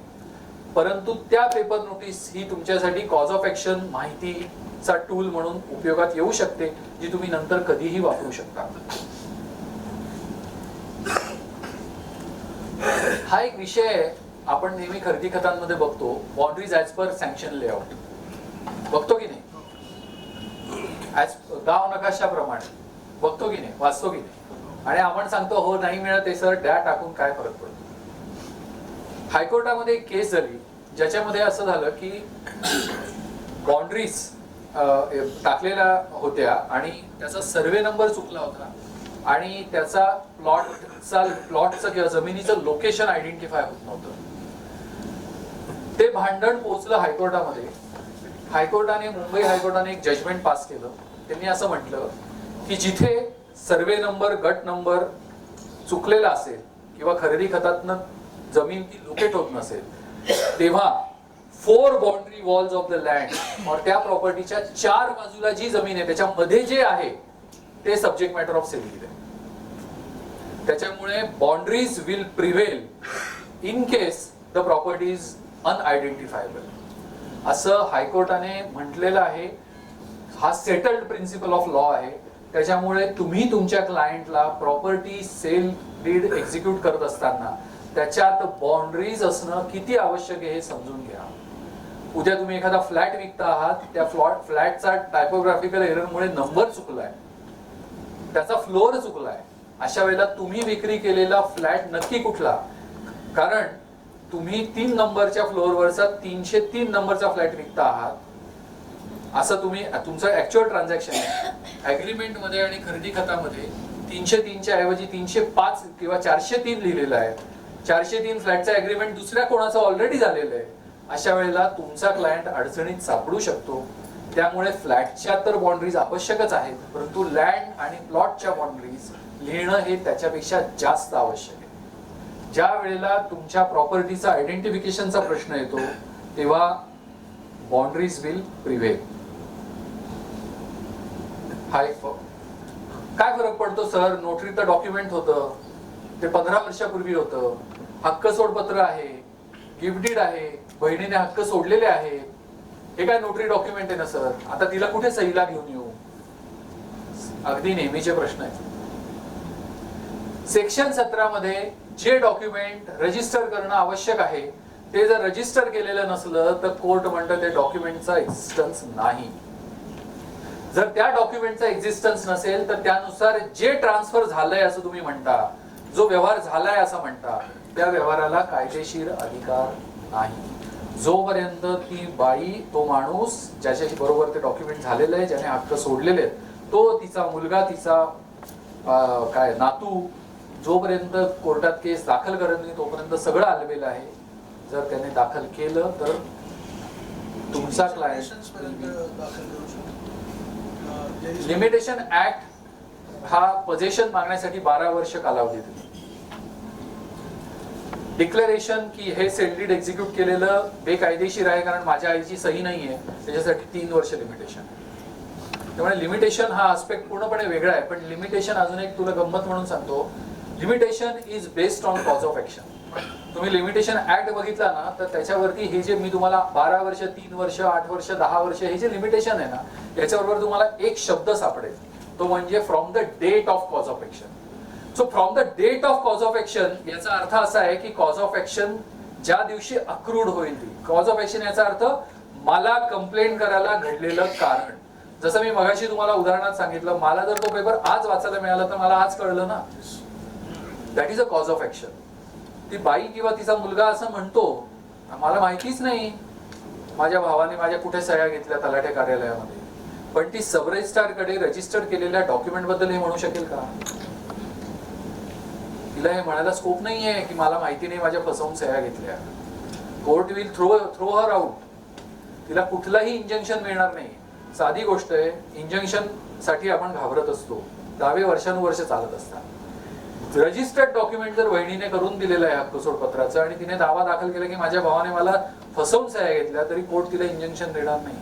परंतु सहाडाची नोंद आहे आणि तुम्ही प्रॉपर्टी भाऊ विकतोय तर बहिणीला लगेच इंजंक्शन कोर्टात मिळू शकतं. त्यामुळे हे याचा ग्रीव्हन्स समजून घेणं फार महत्वाचं आहे. हे किती इम्पॉर्टंट आहे हे समजून घेणं फार महत्वाचं आहे. म्हणून सेक्शन 17 नुसार ती लिस्ट फार महत्वाची आहे. त्यानुसारचे डॉक्युमेंट रजिस्टर असणं आवश्यक आहे आणि अनरजिस्टर्ड डॉक्युमेंट हे कोर्टात एव्हिडन्सचा प्रूफ म्हणून वापरलं जात नाही. कोर्ट कानाडोळा करतो. अजून एक तुम्हाला याच्याशी संलग्न एक छोटीशी गोष्ट सांगतो, म्हणजे साठेखत तुम्ही नोटरी करायचंच नाही का? तुम्ही म्हणता की माझे क्लायंट आहेत, त्यांना ही प्रॉपर्टी परचेस करायची आहे, व्यवहार होतोय, पण आज मला नोटरी साठेखत करण्यापासून पर्याय नाही, मला रजिस्टर्ड डॉक्युमेंट करता येत नाही. कारण मगाशी आपण जे उदाहरण बघितलं तसं लेआउट टेंटेटिव्ह सँक्शन. मग आता काय करायचं सर? नक्की साठेखत करा, ते नोटरी पण करा, कारण ते रजिस्टर करणं शक्य नाहीये. पण त्याच्यामध्ये white transfer, white amount of transfer, check amount of transfer display झाली पाहिजे. काहीतरी रक्कम ट्रान्सफर अकाउंटला झाली पाहिजे. तर कोर्ट त्या केसमध्ये त्या अनरजिस्टर्ड साठेखताला, जरी साठेखत रजिस्टर करणं कायद्याने कंपल्सरी असलं तरी त्या साठेखताला हा supplementary piece of evidence consider होतो. तुमचा प्रायमरी पीस ऑफ एव्हिडन्स हा तुम्ही ट्रान्सफर केलेले ऑन अकाउंट पैसे कन्सिडर होतो आणि कोर्ट नाही तर मग विकत घेणाऱ्याने सांगावं हे पैसे माझ्या अकाउंटला का आले. त्यामुळे त्या केसमध्ये अनरजिस्टर्ड डॉक्युमेंट हा सप्लिमेंटरी प्रूफ ऑफ एव्हिडन्स म्हणून कन्सिडर होतो. डॉक्युमेंटच्या पहिल्या पानावरती एक तारीख लिहिलेली असते. ती तारीख आपण बऱ्याच वेळा गल्लत करतो की ती तारीख रजिस्ट्रेशनची आहे. रजिस्ट्रेशनची तारीख वेगळी असू शकते. ती तारीख ही एक्झिक्युशन ऑफ डॉक्युमेंटची तारीख आहे. मित्रांनो लक्षात घ्या, रजिस्ट्रेशन ऍक्ट हा कायदा आहे म्हणजे ज्याच्या अंतर्गत आपण सब रजिस्ट्रारला डॉक्युमेंट रजिस्टर करतो. हा प्रोसिजरल लॉ आहे. ही एक प्रोसिजर लेट डाऊन करून दिलेली आहे की तुम्हाला एखादी प्रॉपर्टी विकत घ्यायची असेल, विक्री करायची असेल तर त्याच्यासाठी डॉक्युमेंट रजिस्टर करण्यासाठी या पद्धतीच्या कायद्यानुसार तुम्हाला रजिस्टर करावं लागतं. परंतु प्रॉपर्टी ट्रान्सफर करण्यासाठीचा कायदा कुठला आहे? ट्रान्सफर प्रॉपर्टी ऍक्ट किंवा सेल ऑफ गुड्स ऍक्ट. जेव्हा तुम्ही ह्या कायद्यांचा विचार करता तेव्हा ट्रान्सफर ऑफ प्रॉपर्टी ऍक्ट तुम्हाला सांगतो की तुमची प्रॉपर्टीचं ट्रान्सफर हे लिगल ट्रान्सफर कधी कन्सिडर होईल. परंतु रजिस्ट्रेशन ऍक्ट असं म्हणतो की तुमचं तेच तिथपर्यंत ठीक आहे, तुम्ही खरेदी खत केलं, ओके, खरेदी खतांवर सह्या झाल्या, ठीक आहे, परंतु रजिस्ट्रेशन ऍक्ट ही प्रोसिजर लेट डाऊन करतो की ज्या प्रोसिजरच्या अंतर्गत तुमचं ते जे ट्रान्झॅक्शन आहे ते ट्रान्झॅक्शन रेकॉर्ड होतं, which is as per the registration act section 17 नुसार कंपल्सरी रजिस्ट्रेबल डॉक्युमेंट मध्ये ते डॉक्युमेंट एका सरकारी कार्यालयामध्ये रेकॉर्ड होतं. आणि हे जे रेकॉर्ड होणं आहे it is a procedural aspect, it is a procedural. जेव्हा हा प्रोसिजरल लॉ आणि ट्रान्सफर ऑफ प्रॉपर्टी ऍक्ट सारखा कायदा अशा दोघांही गोष्टींच्या फरकाकडे आपण बघू तेव्हा आपल्याला हा मुद्दा लक्षात येईल की मी डॉक्युमेंट वरती सह्या केल्या आणि तारीख लिहिली की त्याच्यानंतर रजिस्ट्रेशन ऍक्ट मला 4 महिने देतो डॉक्युमेंट रजिस्ट्रेशन करायला. समजा मी 1 जानेवारी 2026 ला एखादं डॉक्युमेंट एक्झिक्यूट केलं तर मी ते त्याच्यानंतर 4 महिन्यात कधीही रजिस्टर करू शकतो. मला त्याच्यासाठी एक्झिक्युशनच्या तारखेमध्ये खाडाखोड करण्याची आवश्यकता नाही. So the date of execution is different and date of registration is different. Registration and the same date, so या दोघांमध्ये 4 महिन्याचं अंतर. एक्झिक्युशन ऑफ डॉक्युमेंट आणि रजिस्ट्रेशन ऑफ डॉक्युमेंट ह्याच्यात 4 महिन्याचं अंतर पाहिजे. अंतर असू शकतं, चालू शकतं. ज्या तुम्ही आज एखादा डॉक्युमेंट, काय होतं बऱ्याच वेळा व्यवहारामध्ये आपण क्लायंटला पैसे, क्लायंट आपला परचेसर असतो तो बऱ्यापैकी पेमेंट करून टाकतो. मग सेफ्टीसाठी तुम्ही बऱ्याच वेळा क्लायंट काय करतात, खरेदी खात्यांवर ते सह्या करून देतात, त्याच्याबरोबर एक प्रेझेंटेशन पॉवर ऑफ अटर्नी करून घेतात, बरोबर की नाही. आपण क्लायंटला सल्ला देतो तुम्ही एक प्रेझेंटेशन पॉवर ऑफ अटर्नी करून घ्या, आज खरेदी खत नाही ना करता येते, पेमेंट पूर्ण देताय ना, तुम्ही असं करून घ्या. परंतु खरेदी खतावरती किंवा साठे खतावरती आपण पहिल्या पानावरती तारीख टाकतो, स्टॅम्प विकत घेतो. तो स्टॅम्प विकत घेतल्यानंतर जेव्हा ते डॉक्युमेंट आपण 6 महिन्यांनी किंवा 8 महिन्यांनी रजिस्ट्रेशनला प्रेझेंट करतो तेव्हा सब रजिस्ट्रार ते डॉक्युमेंट ऍक्सेप्ट करत नाही. म्हणून आपल्याला हे समजून घ्यायला पाहिजे की एक्झिक्युशनच्या तारखेपासून 4 महिन्याच्या आत तुम्हाला ते डॉक्युमेंट रजिस्ट्रेशनसाठी रजिस्ट्रेशन ऑफिसला प्रेझेंट करणं आवश्यक आहे. छोटी गोष्ट आहे परंतु महत्वाची आहे. Role of witness. विटनेसचा रोल काय आहे? साक्षीदार काय म्हणतो? खरेदी खतामध्ये काय लिहिलं होतं साक्षीदाराला माहिती असण्याची आवश्यकता नाही.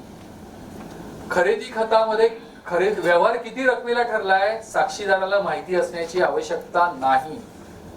कायद्यानुसार साक्षीदाराची साक्ष ही फक्त या दोन्हीही विकत घेणार आणि देणारने केलेल्या सह्यांपुरती लिमिटेड आहे. यांनी माझ्या समक्ष या डॉक्युमेंट वरती सह्या केल्या आहेत, एवढ्यापुरती त्याची साक्ष लिमिटेड आहे. डॉक्युमेंट मधले कंटेंट त्याला माहिती असण्याची आवश्यकता नाही. सर, एखादे जर कस्टमरने प्रोडक्ट केलेलं आहे म्हणजे ॲडव्होकेटकडे, त्यांना ते 2025 मध्ये सांगितलं, त्यावेळेस ते कम्प्लीट नाही झालेलं असेल तर 2026 मध्ये ते कंटिन्यू होऊ शकतं. परत सांगा काय केलंय. एखादी प्रॉपर्टी आहे, त्या कस्टमरने पॉवर ऑटोमेटिकसाठी ॲडव्होकेटला पेमेंट केलेलं असेल आणि त्या पेपरवर सिग्नेचर नसेल झालं ते 2025 मध्ये ते एक्झिक्यूटच झालं नाही ना मॅडम. आता सिग्नेचर म्हणजे काय? मी त्या गोष्टीला दिलेली संमती आहे. जर ती सहीच झाली नसेल तर ते डॉक्युमेंटच एक्झिक्यूट झालेलं. It has not come in to play. Power of attorney हा एक हाफ सर. तो जो विटनेसचं तुम्ही सांगितलं, मग ती ओळखदार आपण जे खरेदी खतात ओळखदार जे देतो ते पण सेम खरेदी खताला ओळख देतात याचा अर्थ फक्त एवढाच की तुम्ही त्या लोकांना ओळखता, बाकी तुमची काहीही जबाबदारी नाही. ओके. पॉवर ऑफ अटर्नी हा एक आस्पेक्ट आहे. हा सर, मग ॲडव्होकेट मग जर ॲडव्होकेट जर रजिस्ट्रेशनला उभे राहतात मग ते फक्त ओळखच देतात का? हो, ॲडव्होकेट याचा अर्थ असा नाही की त्या डॉक्युमेंटच्या कंटेंट हे आम्ही तयार केलेत, आम्ही सांगितलेत म्हणून आम्ही असा त्याचा अर्थ होत नाही. फक्त सब रजिस्ट्रारने सोयीसाठी असं करून ठेवलंय की वकील ओळख द्यायला आले तर एक वकिलांची सही पुरेशी असते आणि साक्षीदार लागणार असतील ओळख देणारे तर ते 2 लागतात. पॉवर ऑफ अटर्नी हा एक अशी गोष्ट आहे जी समजून घेणं आवश्यक आहे. कोणीतरी अजून प्रश्न विचारत होता नाही ना? पॉवर ऑफ अटर्नी नावाचा एक कायदा आहे. तो कायदा फक्त 17 पानांचा आहे. बऱ्याच लोकांना म्हणजे अनेक, सॉरी टू से इट, पण अनेक वकिलांना सुद्धा हा कायदा हे माहिती. पॉवर ऑफ अटर्नी या कायद्यानुसार एक गोष्ट आपण समजून घेतली पाहिजे की मी पॉवर ऑफ अटर्नी दिली याचा अर्थ काय झाला. मी राजभाईंना पॉवर ऑफ अटर्नी दिली याचा अर्थ असा नाहीये की मी माझे सगळे अधिकार राजभाईंना त्या प्रॉपर्टी संदर्भातले देऊन टाकलेले आहेत. पॉवर ऑफ अटर्नी मध्ये पहिल्या पॅरेग्राफ मध्ये एक लिहिलेलं असतं, तुम्ही कुठलीही पॉवर ऑफ अटर्नी काढून वाचा, त्याच्यामध्ये लिहिलेलं असतं की लिहून देणार हा परदेशात राहतो किंवा तो आजारी असतो किंवा त्याला व्यावसायिक कामामुळे आणि घर कामामुळे कुठे बाहेर कामाला येणं शक्य नाही. याचा काय अर्थ आहे तुम्ही समजून घ्या. मला जी गोष्ट करणं शक्य नाही माझ्या प्रपंचामुळे, ती गोष्ट करण्यासाठी मी कोणाला तरी माझ्या वतीने काम करण्याचे अधिकार दिलेले आहेत. याचा अर्थ असा आहे की मी जे अधिकार दिलेले आहेत ते परमनंट सोर्स मध्ये दिलेले नाही आहेत, ते मी कधीही विड्रॉ करून घेऊ शकतो. Correct, I am coming to that. दुसरा मुद्दा असा आहे की माझा पॉवर ऑफ अटर्नी होल्डर असताना मी पण तीच कृती करू शकतो पॉवर ऑफ अटर्नी होल्डरला बाजूला ठेवून, even though we both are present at the same time. मी राजभाईंना माझ्या वतीने सब रजिस्ट्रार ऑफिसला सह्या करण्याचे अधिकार दिले, प्रेझेंटेशन पॉवर ऑफ अटर्नी दिली, पण मी सब रजिस्ट्रार ऑफिसला जाऊन सही करू शकतो, राजभाईंना त्यावेळेला सही करता येणार नाही. Irrespective of power of attorney मी दिलेली आहे. कारण पॉवर ऑफ अटर्नी मुळात एजंट प्रिन्सिपल रिलेशन डिटरमाइन करतं. पॉवर ऑफ अटर्नी होल्डर हा एजंट असतो प्रिन्सिपलचा. याचा अर्थ प्रिन्सिपल ते सगळ्या गोष्टी करू शकतो, फक्त त्याच्या ऍब्सेन्स मध्ये पॉवर ऑफ अटर्नी होल्डर ते कामं करू शकतो. हे समजून घेणं खूप महत्वाचं आहे. दुसरी गोष्ट अशी आहे की पॉवर ऑफ अटर्नी कधी कधी कॅन्सल होते. जर ती काही ठराविक काळासाठी दिलेली असेल तर त्या काळानंतर कॅन्सल होते. जर त्याचा पर्पज कम्प्लीट झाला की मी ही पॉवर ऑफ अटर्नी ही विकसन करारनामा होऊन सगळे फ्लॅट विक्री करेपर्यंतच दिलेली आहे, तर त्या पॉवर ऑफ अटर्नीचा अंमल सगळे फ्लॅट विक्री झाल्यानंतर, डीड ऑफ अपार्टमेंट सगळ्यांचे झाल्यानंतर संपुष्टात येतो. जर पॉवर ऑफ अटर्नी होल्डर पैकी कोणीही एक जण म्हणजे लिहून देणार किंवा घेणार एक्सपायर झाला, तो गेला, तर ती पॉवर ऑफ अटर्नी ऑटोमॅटिकली संपुष्टात येते. अत्यंत महत्वाचं आहे. आणि अशा केसमध्ये तुम्ही जर पॉवर ऑफ अटर्नी होल्डरने सही केली पॉवर ऑफ अटर्नी होल्डर म्हणून, तर तो क्रिमिनल ऑफेन्स आहे, नॉन अवेलेबल ऑफेन्स आहे. हे समजून घेणं खूप महत्वाचं आहे.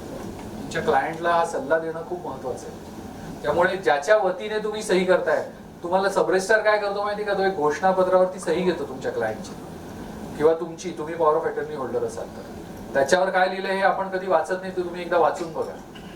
तो त्याच्यात लिहिलेलं असतं की हे लिहून देणार आणि घेणार, मुखत्यारपत्र याचा अंमल कायम आहे, देणार आणि घेणार जिवंत आहे. आणि हे पॉवर ऑफ अटर्नी कोणीही रद्द केलेली नाही. Registered, coming to your point, registered power of attorney केलेली आहे. मी पॉवर ऑफ अटर्नी दिलेली आहे आणि मी रजिस्टर्ड करून दिलेली आहे. मी एक सिंपल मेसेज पाठवून ती पॉवर ऑफ अटर्नी कॅन्सल करू शकतो. त्याच्यासाठी रजिस्टर्ड कॅन्सलेशन डीड करायला पाहिजे नाही. दुसरी गोष्ट, इररिव्होकेबल पॉवर ऑफ अटर्नी ही आपल्या सोयीसाठी तयार केलेला शब्द आहे, असं काहीही अस्तित्वात नाही.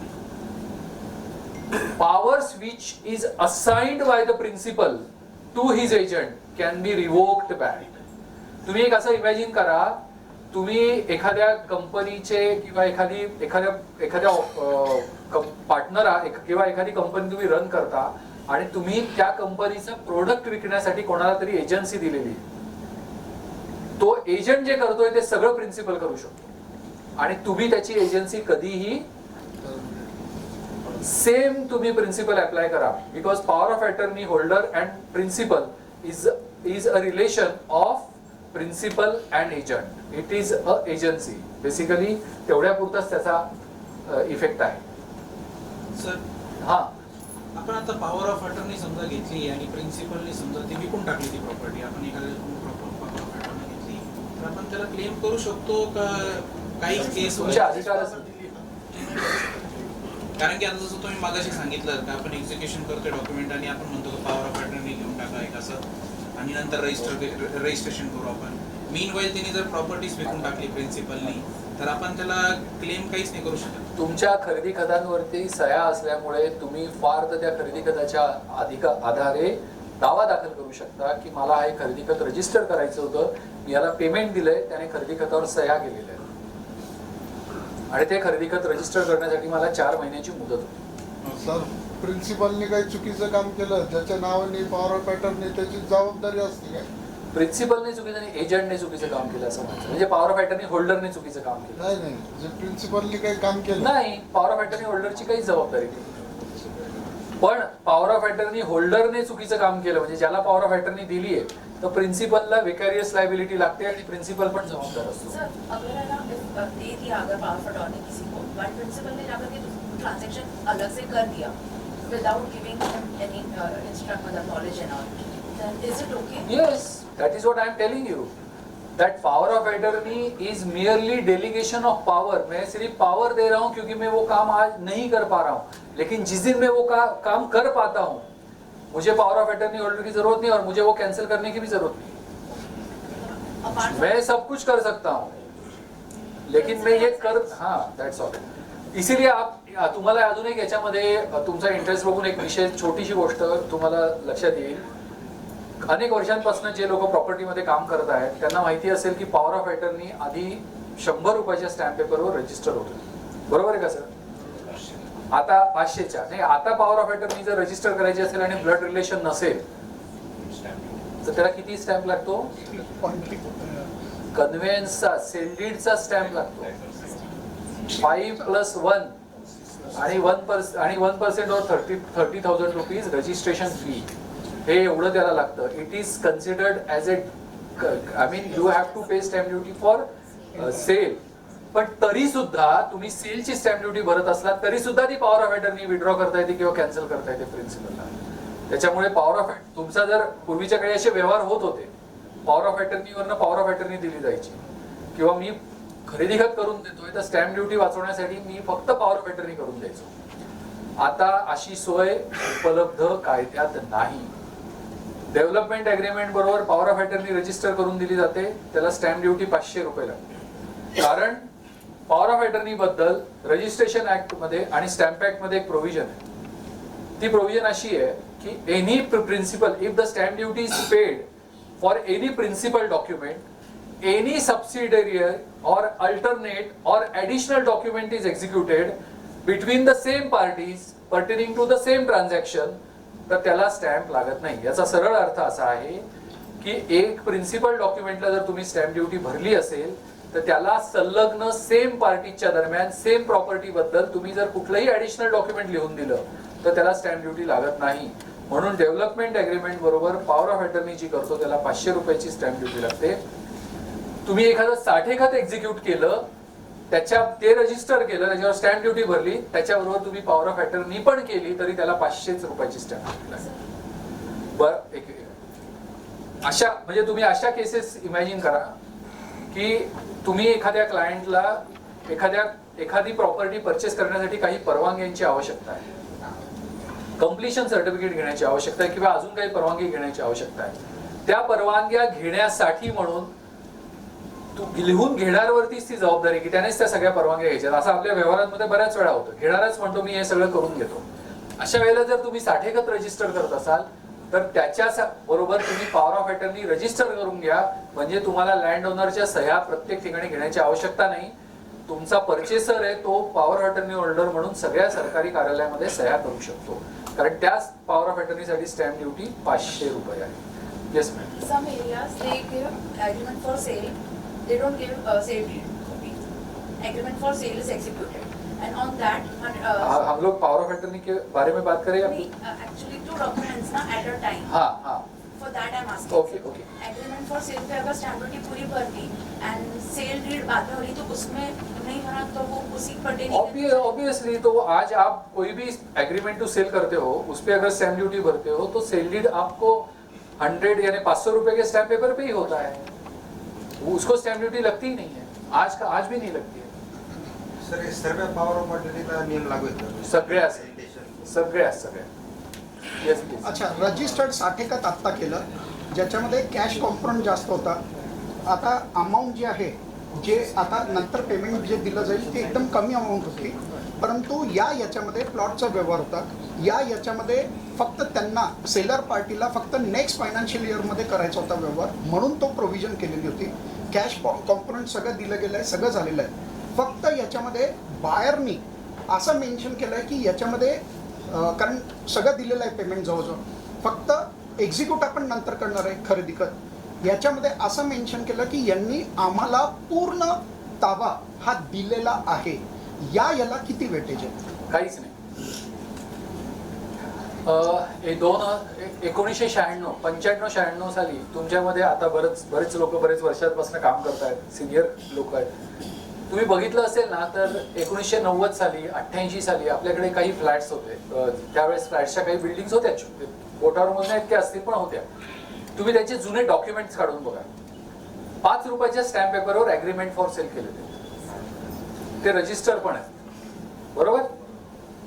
कारण ॲग्रीमेंट फॉर सेल किंवा ॲग्रीमेंट टू सेल याला स्टॅम्प ड्युटी लावण्याची प्रोव्हिजनच नव्हती. त्याचं सगळ्यात मोठं कारण होतं कब्जा. कब्जा ठरवतो, मगाशी मी तुम्हाला जसं सांगितलं की ownership and position goes in hand. कब्जा ठरवतो तुमच्या प्रॉपर्टीचं टायटल कसं ट्रान्सफर होतंय. त्याला डिफेन्स असा होता मित्रांनो की कब्जा ट्रान्सफरच होत नाहीये साठेखत केल्यामुळे, त्याच्यामुळे टायटल ट्रान्सफर होत नाही, त्याच्यामुळे मला त्याला स्टॅम्प ड्युटी भरण्याची गरज नाही. म्हणून आधी मुंबई, पुणे, बेंगलोर, आपल्याकडे नाशिकला महात्मानगर सारख्या ठिकाणी किंवा शरणपूर रोडवरती असे अनेक जुने डॉक्युमेंट आहेत जे 5 रुपये, 1 रुपये, 10 रुपयाच्या स्टॅम्प पेपरवर रजिस्टर लागले. मग सरकारचा महसूल बुडायला लागला. 1994 साली सरकारला जाग आली. आर्टिकल 25 मुंबई स्टॅम्प ऍक्टचं, किती हुशार असतात हे लेजिस्लेशन, म्हणजे जे कायदा लिहिणारे लोक असतात ना ते तुमच्या लक्षात येईल. त्या आर्टिकल 25 मध्ये असं लिहिलेलं आहे की कुठल्याही प्रॉपर्टीचं, any property which is sold or agreed to be sale is stamp duty is to be paid on that transaction, असा त्याचा मतितार्थ आहे. म्हणजे एखादी प्रॉपर्टी विकली आहे किंवा विकण्याचा व्यवहार केलेला आहे तर त्याला स्टॅम्प ड्युटी भरली पाहिजे. त्यांनी तिथे त्याच्यामध्ये दुरुस्ती केली. ती दुरुस्ती इतकी छान केली, if the possession is transfer or agreed to be transferred तर त्याला आर्टिकल 25 प्रमाणे कन्व्हेन्सची स्टॅम्प ड्युटी भरावी लागेल. आता तुम्ही मला सांगा, जसं आपण मगापासून म्हणतोय की ownership and possession goes in hand. याचा सिंपल अर्थ असा आहे की जेव्हा मी साठेखत पण करतो ना तेव्हा मी साठेखत करत असताना कब्जाबद्दल काहीतरी तर लिहितोच ना. तुम्ही फ्लॅटचं अग्रीमेंट करता, फ्लॅटच्या अग्रीमेंटमध्ये काय लिहिलेलं असतं, कंप्लिशन सर्टिफिकेट झाल्यानंतर मला पेमेंट पूर्ण मिळाल्यानंतर मी तुम्हाला याचा कब्जा देईन. जेव्हा मी त्याचा कब्जाबद्दल उल्लेख करतो आणि भविष्यात तो देण्याचा प्रॉमिस करतोय ना, याचा अर्थ possession is agreed to be given in future which is depend on certain consequences, conditions. पण मी कब्जा देण्याचा प्रॉमिस करतोय ना तुम्हाला, किंवा कब्जा देण्याचा स्टेटमेंट करतोय ना, that statement of possession attracts article 25. त्याच्यामुळे प्रत्येक साठेखतावर 1994-95 सालानंतर स्टॅम्प ड्युटी भरणं कंपल्सरी झालं. B2च्या प्रॉपर्टीज ज्या आहेत, B2 भोगवटदारांच्या प्रॉपर्टीज, तर त्यांना B1 मध्ये कन्वर्ट करण्याबद्दल एक स्लाइड होती तुमची, तेव्हा मी नाही, स्लाइड नाही सरांनी काही प्रश्न नाही, तो मी सांगतो, तो विषय नव्हता डिस्कशनचा, त्याच्यामुळे त्याची स्लाइड नाही आहे, पण मी सांगतो त्याच्याबद्दल माहिती. भोगवटदार नंबर 2 म्हणजे कुठल्या जमिनी असतात याचा मी साधारणतः तुम्हाला एक समजेल असा एक ठोकताळा सांगायचा प्रयत्न करतो. तुम्ही असा शिवाजी महाराजांचा एरा आणा किंवा औरंगजेबाचा एरा आणा, त्या काळामध्ये, कारण आपण त्याच्या मागे फारसं जाऊ शकत नाही म्हणून, आपल्या आधीचं शासन इंग्रजांच्या आधीचं कोणाचं होतं तर आपण म्हणू की महाराष्ट्रामध्ये मराठा साम्राज्याचं शासन होतं. तर त्यावेळेला काही वतनं दिली होती, देशमुख वतन किंवा कुलकर्णी वतन, जे त्या गावाचा कारभार सगळा बघत होते. त्यांना काही वतनं दिली होती आणि काही जमिनी दिल्या होत्या. आत्ता पण तुम्ही बघितलं ना तर काही जमिनी काही वर्षांपूर्वीपर्यंत आपल्याकडच्या काही निवृत्त सैनिकांना जमिनी दिलेल्या आहेत किंवा काही महार वतन म्हणून महार लोकांना जमिनी दिलेल्या आहेत. ह्या जमिनी देण्यामागचा उद्देश काय आणि पर्पज काय ते समजून घेणं महत्वाचं आहे. आपण असं धरू की एका सैनिकाला दिलेल्या जमिनीबद्दल बोलू. आता स्वातंत्र्य सैनिक होता, त्याला एक जमीन दिली. आपल्याकडे गोवर्धन मध्ये मला वाटतं आता त्या जमिनीची किंमत कोट्यावधीमध्ये तो एक पेट्रोल पंप आहे, ते एक बघा गोवर्धनच्या पुढे गेलोत आपण, हा गीताला, त्याला लागून काही जमिनी आहेत. त्या जमिनी एका निवृत्त सैनिकाला दिलेल्या जमिनी आहेत, रोड फ्रंट जमिनी. तर त्याचा अर्थ पर्पज एवढाच आहे की तुम्ही इतके वर्ष सेवा केलेली आहे, तर तुम्हाला उत्पन्नाचं साधन म्हणून, कारण पूर्वीच्या काळी आपला प्रोव्हिडंट फंड, ग्रॅच्युइटी अशा सारख्या काही स्कीम्स असायचं कारण नव्हतं. त्यावेळेला त्या कुटुंबाला, त्या लोकांना उत्पन्नाचं साधन म्हणून त्या जमिनी दिल्या होत्या. कंडिशन अशी होती की तुम्ही त्या जमिनी कसायच्या, त्याच्यातनं उत्पन्न घ्यायचं आणि ते तुम्ही तुमच्यासाठी उदरनिर्वाहासाठी वापरायचं. म्हणून त्या जमिनीला कंडिशन्स होत्या आणि त्या कंडिशन्स म्हणजे भोगवटादार नंबर 2. तुम्ही भोगवटादार नंबर 2च्या ऑर्डर्स कधी वाचल्यात तर तुमच्या लक्षात येईल त्या भोगवटादार नंबर 2च्या ऑर्डर मध्ये असं असतं, जेव्हा ती तुम्ही कन्व्हर्ट करता तेव्हा शासन म्हणतं की ह्या जमिनी आमच्या आहेत, आम्ही तुम्हाला तुमच्या कसण्यासाठी, तुमच्या उत्पन्नासाठी फक्त दिल्यात किंवा तुमच्या खाण्यासाठी दिल्यात. त्याचा पर्पज तेवढाच लिमिटेड आहे. मग तुम्ही जेव्हा ती जमीन मार्केटला विकताय तुम्ही अर्धी रक्कम आम्हाला दिली पाहिजे, कारण आम्ही मालक आहोत. त्याला आपल्याकडे बोली भाषेमध्ये नजराणा असं म्हटलं जातं. आणि मग सरकार म्हणतं ओके आता असं झालं का, मग ती आता आम्ही भोगवटादार नंबर 1 मध्ये कन्वर्ट करतो, तुम्ही एवढे पैसे सरकार दरबारी आधी भरा. पूर्वीच्या काळी देवस्थानच्या जमिनी होत्या. आता आपल्याकडे देवस्थान ते नाशिक रोडच्या पुढच्या त्या सगळ्या जमिनींबद्दल तुम्हाला माहिती आहे. बालाजी देवस्थान, वीदगाव, लॅम रोड, त्या ज्या जमिनी आहेत त्या जमिनीमध्ये ज्या देवस्थानच्या साठी दिलेल्या जमिनी आहेत त्याचा उद्देश काय हो, फक्त त्या देवस्थानला. पूर्वीच्या काळी आपल्याकडे दानपेट्या येतात का? पूर्वीच्या काळी काही दानपेट्या होत्या का? पूर्वीच्या काळी लोक दर्शनाला जायचे आणि कोणाकडे पैसा हा प्रकार नव्हता ना, कारण पूर्वी बार्टर सिस्टीम मध्ये काम चालायचं. मी तांदूळ 1 किलो देतो, तुम्हाला गहू अर्धा किलो दे, किंवा मी गहू 1 किलो देतो, जसं त्या एरियातली डिमांड असेल तसं, तशा पद्धतीने व्यवहार चालायचे. तेव्हा मंदिराला दिवाबत्तीची सोय कशी होणार, मंदिराच्या पुजाऱ्याचं घर कसं चालणार, म्हणून काय करायचे की अशा देवस्थानला दिवाबत्तीच्या सोयीसाठी त्या जमिनी दिल्या. पण त्या जमिनी त्यावेळेसच्या लोकांनी मोठ्या प्रमाणावर घेतल्या असतील, त्या देवाच्या पुजाऱ्यांनी किंवा देवस्थान. आणि त्या जमिनींचा मध्ये जो शेतसारा भरला जायचा, त्या शेतसाऱ्यापैकी काही टक्के रक्कम ह्या मंदिरांना मिळावी म्हणून 7/12 वरती नाव असायचं. त्या जमिनीची मालकी कधीही या देवस्थानची नव्हती. आणि आपल्याच नशिबाने चांगल्या मागच्या आत्ता काही वर्षांपूर्वी तसं मंत्रिमंडळामध्ये चर्चा होऊन हायकोर्टाने फटकारल्यानंतर तसं सर्क्युलर काढलंय आणि आता 6च्या नोंद पडून त्या सगळ्या नावांना ब्रॅकेट लागले आणि फक्त दिवाबत्ती पोटी रक्कम शासनाकडनं त्यांना दिली जाते. हे सत्य आहे. या जमिनी सगळ्या अशाच स्वरूपाच्या जमिनी. त्यामुळे ह्या भोगवटादार नंबर 2च्या जमिनी भोगवटादार नंबर 1 मध्ये कन्वर्ट करायला जे पैसे भरायला लागतात ते सरकारला द्यावे लागतात, कारण मुळात या जमिनींची मालकी सरकारची आहे आणि सरकारने त्या जमिनी उदरनिर्वाहासाठी संबंधित माणसाला दिलेल्या आहेत. त्यामुळे 50% रक्कम तू इतकी जमीनवर इतके वर्ष सांभाळली म्हणून तुला आणि 50% रक्कम सरकार.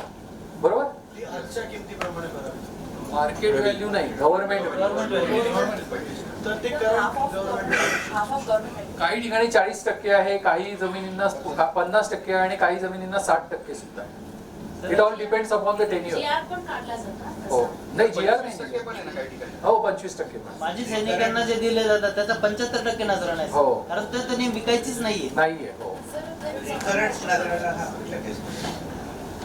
रिकरंट नजराणा हा काही जमिनींच्या बाबतीमध्ये असा अपेक्षित आहे की त्या जमिनी विकल्याच नाही पाहिजे. जसं मी 25 नंबर सांगितली, परंतु त्या जमिनींवरती कन्स्ट्रक्शन झाल्यानंतर, सर हे काय माहिती का, हे खूप गंमत आहे लॉ म्हणजे. 25 सेक्शन मध्ये 25 सर्वे नंबर मध्ये अशा काही जमिनी आहेत, म्हणजे असे काही होल्डिंग आहेत की ज्याला प्रत्येक ट्रान्झॅक्शनला नजराणा लागणार आहे, कारण त्याचा टेन्युअर भोगवटादार नंबर 2 एक होणारच नाही. मग अशा परिस्थितीमध्ये काय करायचं? पण आम्ही बघतोय की हे सगळं चुकीचं आहे. मग आम्ही त्याचा एक डिफेन्स घेतोय. मुळात नजराणा हा जमिनीला लागतो. एखाद्या डेव्हलपरने ती प्रॉपर्टी विकत घेतली, नजराणा भरला, तिथे बांधकाम केलं, तर त्याचं लँड म्हणून स्टेटस संपलं ना. कन्व्हर्जन झालं. सर एनए टॅक्स संदर्भात प्रश्न आहे माझा. सपोज आपला प्लॉट 95 साली एनए झाला, त्यानंतर आपण 10 वर्ष त्याचा एनए टॅक्स भरलाय, ते 10 वर्ष भरला नाही, तर मग आता त्या केसमध्ये बावनकुळे म्हणतात आजच्या पेपरच्या बातमीनुसार की तो माफ होईल. बावनकुळे म्हणतात, कायदा नाही माहिती. कायदा म्हणतो की तुम्हाला आज 95 सालच्या 2001 सालच्या व्हॅल्युएशननुसार, 95चं नाही, तुमचे इने 95ला जरी झाली असेल तरी 2001 सालच्या व्हॅल्युएशन नुसार 0.10% जर 1000च्या आत असेल तर त्याचा 1 वर्षाच्या आत तुम्हाला टॅक्स भरला पाहिजे. सर म्हणते की सगळे इथे प्रोफेशनल्स जे आहेत रिअल इस्टेटमध्ये काम करणारे, प्रत्येकाचं कुठल्या तरी ओरिजिन बनणार आहे. कोणी काहीतरी जोड व्यवसाय पण करतो, कोणी फुल टाइम करतो. बऱ्यापैकी आता रेरा रजिस्टर्ड रिअल्टर झाले आणि बऱ्यापैकी सगळे कन्स्ट्रक्टेडमध्ये काम करायला लागले. लँडमध्ये बऱ्यापैकी अजूनही काम चालतंय नाशिकमध्ये, जे प्लॉट्समध्ये पण आहे. आम्हाला थोडंसं जरी लीगल नॉलेज आमच्या सेल्फ याच्यासाठी काही पाहिजे असेल आणि त्याचे काही असे ट्युटोरियल्स असतील किंवा तुमचे नॉलेज फोरम्स, जसं आता प्राण हे नॉलेज फोरम, याच्यात एक लीगल ॲस्पेक्टचं नॉलेज फोरम घेतो, जसं आपल्या बार असोसिएशनचे पण काही नॉलेज फोरम होत असतील, इकडे आम्हाला पण काही किंवा आम्हाला असे काही इन्फॉर्मेशन्स मिळत असतील किंवा पेपरला कटिंग, जसं आज तुम्ही बावनकुळेंचं टाकलं, तर हे आम्हाला कसं प्राप्त होऊ शकतं किंवा आम्ही काय थोडी माहिती सेल्फ नॉलेजसाठी हे करू शकतो. ओके, मी तुम्हाला याचं उत्तर देतो. मी बार काउन्सिलतर्फे जयंतराव म्हणजे जायवावे सरांना सांगून हे काम खूप सोपं आहे. परंतु विषय असा आहे ना की आमच्याकडे जे नॉलेज सेशन होतात ना, ते वकिलांना कोर्ट लिटिगेशनमध्ये प्रोसिजरल आस्पेक्टमध्ये आणि बाकीच्या कायद्यांमध्ये सक्षम करण्यासाठीचे नॉलेज सेशन होतात, किंवा काही जजेसना, काही वकिलांमधनं जजेस निर्माण करण्यासाठी त्यांना ट्रेन केलं जातं. ह्या स्वरूपाचे नॉलेज सेशन्स होतात, जे नॉलेज सेशन्स तुमच्या उपयोगाचे, कारण ते खूप टेक्निकल असतात. त्याच्यामध्ये सुप्रीम कोर्टाने दिलेल्या ह्या जजमेंटमध्ये असं म्हटलंय, मग ह्या प्रोव्हिजनशी असा संबंध आहे, ज्याच्याशी तुमचा संबंध नाही, कारण तुम्ही लॉ बॅकग्राऊंडचे नाही आहात आणि तुम्ही प्रॅक्टिसिंग ॲडव्होकेट नाही आहात. त्याच्यामुळे तुम्हाला हे नॉलेज सेशन्सना एकतर वाचून किंवा अशा स्वरूपाच्या लेक्चर्समधूनच मिळणार आहे, दुसरा काही तुम्हाला सोर्स नाही. पण असे काही आता हा शॉर्ट ड्युरेशन, आता जो तुम्ही सांगितला की पेपर नोटीस ती व्हॅलिड आहे, ती खरंच आज एकदम त्याच्यावर हायलाईट झालं. तसंच आपल्याला असे काही अजून 2-3 तासाचे पण प्रॉपर सेशन्स ऑर्गनाईज करता आले तर आपण निश्चितच प्लॅन करू. मी तर तयार आहे, जे माझ्याकडे आहे ते सगळं असं द्यायला मी तयार आहे, कारण हे माझ्याकडे जे आहे ते माझं नाहीच आहे. नका काय तुम्ही, मी तुम्हाला विनंती करतो, कारण माझं नाही आहे हे काही, हे सगळं माझ्याकडे आलंय, ज्यांच्याकडनं आलंय त्यांच्यासाठी या टाळ्या आहे. मी फक्त ते, मी होल्डर आहे, मी तो फक्त तुमच्याकडे पास करतो आणि I am ready to do it 100%. माझ्याकडे जे ते सगळं द्यायला तयार आहे, मला काहीच प्रॉब्लेम नाही, आणि ते माझं नाहीये, मला द्यायला काय प्रॉब्लेम आहे, मला काही अडचण नाही. तुम्हाला अजून एक विषय जो तुम्ही समजून घेतला पाहिजे तो म्हणजे सक्सेशन ऍक्टचा सेक्शन 6, जो मुलींचा अधिकार म्हणजे काय, तो कधीपासून, हा विषय तुमचा झाला नसेल तर तुम्ही तो समजून घेतला पाहिजे. आता जसं जुने लेआउट झालेले, तर जुन्या लेआउट्स मध्ये कसे तुम्ही जसं बोलले का ते हक्क सोडपत्र वगैरे, तेव्हा फक्त 6 नोंदी होते. आता ते प्लॉटचे ट्रान्झॅक्शन झालेले, 2-3 ट्रान्झॅक्शन झाले.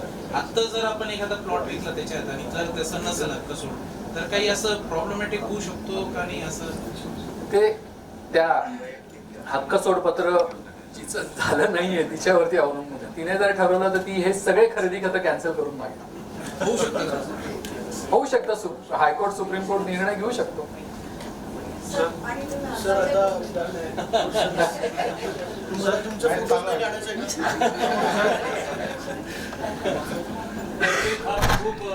एक लास्ट क्वेश्चन घेऊ आपण फक्त. सारंग मेतकर सर, येस बोला. सर तुम्ही येण्याबद्दल सांगितलं की 2001 पूर्वीचं जे आहे तर 2001चं व्हॅल्युएशन आपल्याला घ्यावं लागेल आणि तिथून पुढे जर समजा असेल तर त्या वर्षाचं घ्यावं लागेल. पण आता त्या वर्षाचं जे रेडी रेकनरचं जे बुक आहे ते PDF स्वरूपामध्ये किंवा फिजिकल ह्याच्यामध्ये आपल्याला कुठे अवेलेबल होऊ शकतं? तुम्ही कलेक्टर ऑफ स्टॅम्प्सला किंवा 1 नंबर सब रजिस्ट्रारला तुम्हाला हे उपलब्ध आहे. एवढे सगळे मिळतील? हो. तुम्ही अर्ज देऊ शकता की मला 2002 सालचं ह्या सर्वे नंबरचं व्हॅल्युएशन पाहिजे. त्याला तिकीट लावून तुम्ही अर्ज दिला तर त्यांना तुम्हाला उत्तर देणं बंधनकारक आणि तुम्हाला पाहिजे असेल अनऑफिशियली हे ऑफिशियल कम्युनिकेशन आहे. कारण तुम्हाला हे माहिती का इन्कम टॅक्ससाठी जो कॅपिटल गेन टॅक्स किंवा बाकी जे टॅक्सेशन पर्पजसाठी म्हणून व्हॅल्युएशन जे लागतात ते कलेक्टर ऑफ स्टॅम्प्सकडनं सर्टिफिकेशन मिळतात आणि ते अगदी 1-1 दिवसात मिळतात. तुम्ही ते काही फार मोठं काम नाही, फक्त आपल्याला माहिती नसतं त्याच्यामुळे आपण तिकडे जात नाही.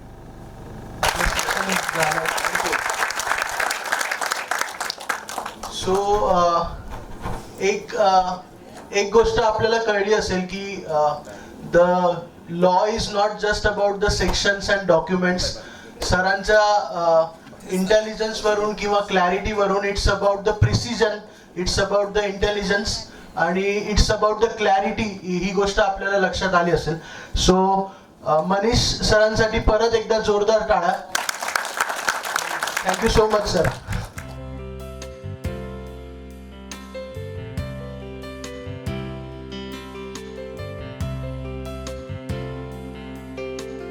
भरपूर लोक म्हणतात की रिअल इस्टेट टफ आहे आणि वुमन्स इकडे काम नाही करू शकत, पण आपल्या प्राणमध्ये आज 12 वुमन्स रिअल्टर आहे आणि त्यांना सेलिब्रेट करण्यासाठी आज आपलं दुसऱ्या टप्प्याचं नॉलेज सेशन आपण इथे जमलेलो आहे. सो मी विनंती करतो president Raj Talreja, secretary Shri Nitin Kotkar sir आणि सो मी एक प्रश्न विचारतो, हात वर करा आणि मग वी विल आन्सर. ओके.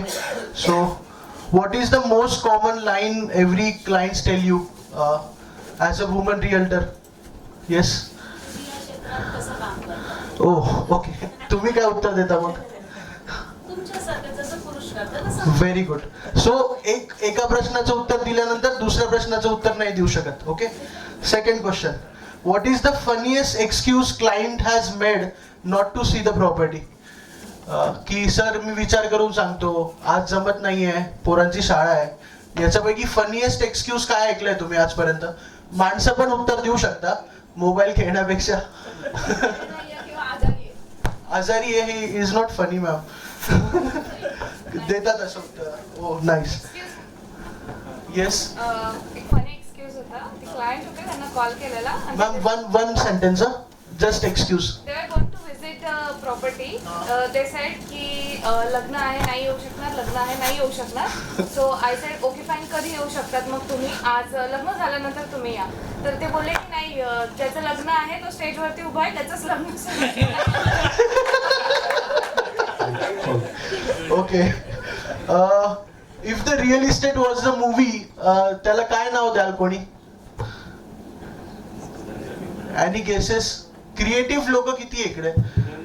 माझा एक एक्स पार्टनर आहे क्षितिज, भरपूर क्रिएटिव्ह होता. काय सुस्त आहे का? Okay. Nice one sir. Real life. Okay. Oh real life. Okay nice.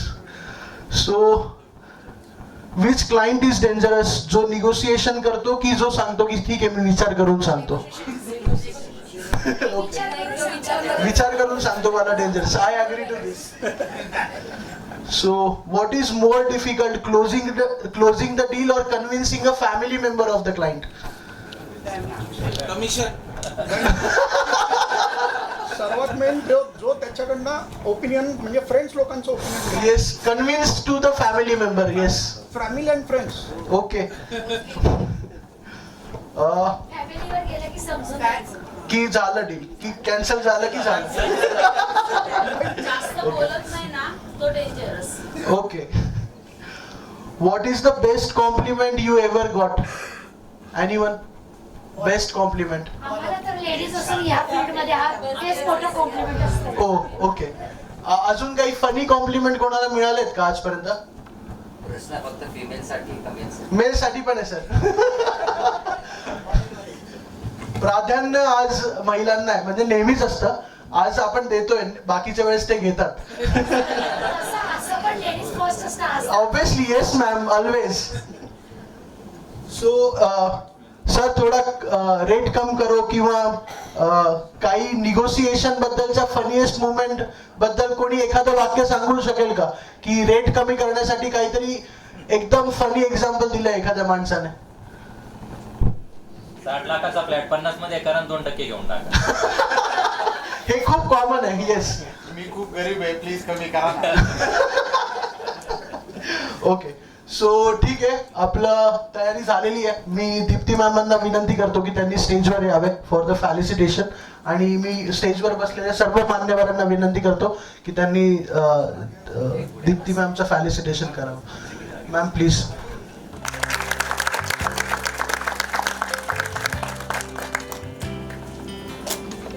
आज जो काय महिलांचा सत्कार किंवा वुमन्स डे सेलिब्रेट करतो आहे, त्याच्यातनं महिलांना जे काय मान्यता म्हणता येईल किंवा फील्डवर काम करताना प्राणच्या मेंबर बरोबर ज्या चांगल्या एथिक्सने किंवा कुठल्याच कामाच्या पद्धतीत अडचण येत नाही ना, हे प्राण असोसिएशनचं सगळ्यात जास्त वैशिष्ट्य आहे. म्हणजे मी कोटकरांना प्राण सुरू व्हायच्या आधीपासून ओळखतीये, आणि मी काही 5-6 लोकांबरोबर जे काय काम करते, तर माझ्या क्लायंटचा नंबर मी डायरेक्ट देऊन टाकते, आणि मला विश्वास असतो की अरे नाही, माझा क्लायंट कुठेही जाणार नाही, माझ्या क्लायंटचं काम मी जरी नसले तरी प्रॉपर होणार आहे. हा जो विश्वास आहे ना, आणि आपण सगळेजण ज्या विश्वासावर काम करतो, आणि प्राणमध्ये ते एकदम चांगल्या पद्धतीने आहे, एवढंच सांगू शकेल. So good ma'am. सो एक गोष्ट आपल्याला नेहमी वाटते आपल्या रिअल इस्टेट मध्ये, की आपलं क्लायंट कोणी घेऊन नाही जाणार ना, तर ती सिक्युरिटी हे असोसिएशन देत आहे. नेक्स्ट मी बोलवतो निशा पवार मॅमला. Okay okay okay.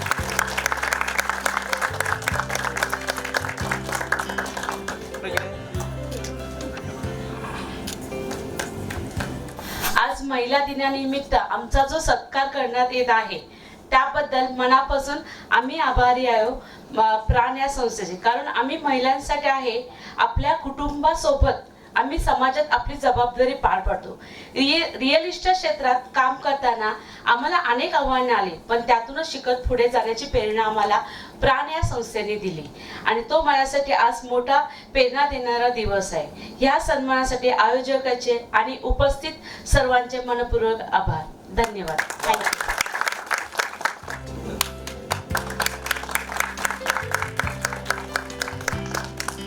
थँक्यू बोलवल्याबद्दल. आणि मी गेले आय थिंक 12-13 वर्षापासून या फील्डमध्ये, पण जसं प्राण मला 1 वर्ष झाले जॉईन होऊन, पण मी भरपूर मीटिंग अटेंड केल्या, त्याच्याबरोबर मला खूप काही माहिती मिळाली. जे मला 12 वर्षात काही नाही मिळालं, ते 1 वर्षात सगळं ज्ञान मिळालं. आणि thank you so much ma'am. Namrata Vedia ma'am. Sir please sir. उत्तर सर.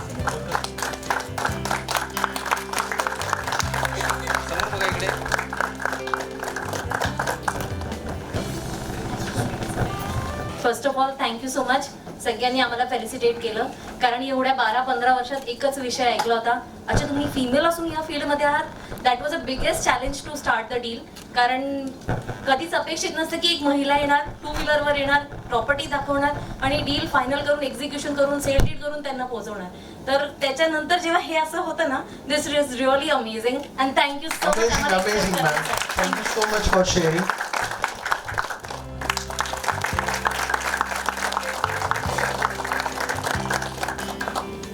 मी प्रतिभा बागुल.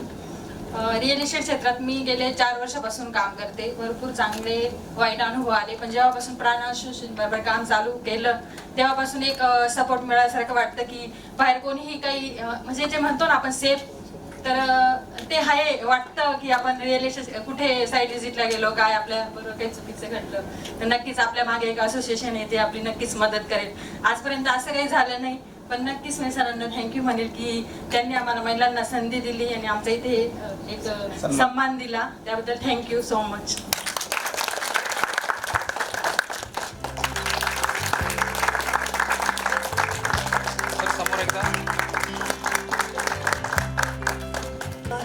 माझं नाव सगळ्यांना माहितीच आहे, प्रियंका तलरेजा.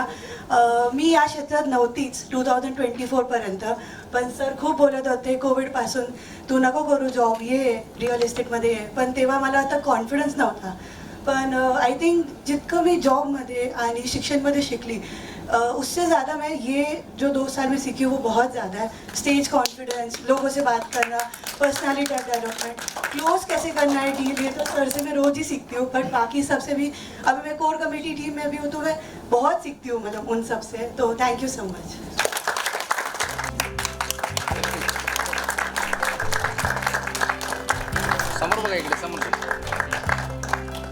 Good evening. माझं नाव सुचिता सुमित भावसार. मी श्री समर्थ रिअल इस्टेट. मी या क्षेत्रात ॲक्च्युली मी 8 वर्षापासून इन्शुरन्स सेक्टरमध्ये होती ॲज ए डेप्युटी मॅनेजर. आणि हा बिझनेस जो आहे रिअल इस्टेटचा आमचा फॅमिली बिझनेस आहे. सचिन मोरे माझे मोठे भाऊ आहे तर त्यांच्यामुळे मी या क्षेत्रात आहे. आणि जसं कम्युनिकेशन स्किल आपण रिअल इस्टेटमध्ये कन्व्हिन्स करतो मग तसं ते आवड होती तर म्हणून मग क्लायंट बेस होता आणि मग या क्षेत्रात मी आहे. आणि थँक्यू प्राण association. Very good ma'am, very good. आज मी या क्षेत्रात आहे म्हणजे प्राण मेंबर प्राण असोसिएशनमध्ये माझ्या भावामुळे मी आली या ह्याच्यामध्ये आणि त्याच्यामुळे छान वाटतं. आणि थँक्यू फॉर सन्मान दिल्याबद्दल. Thank you so much ma'am.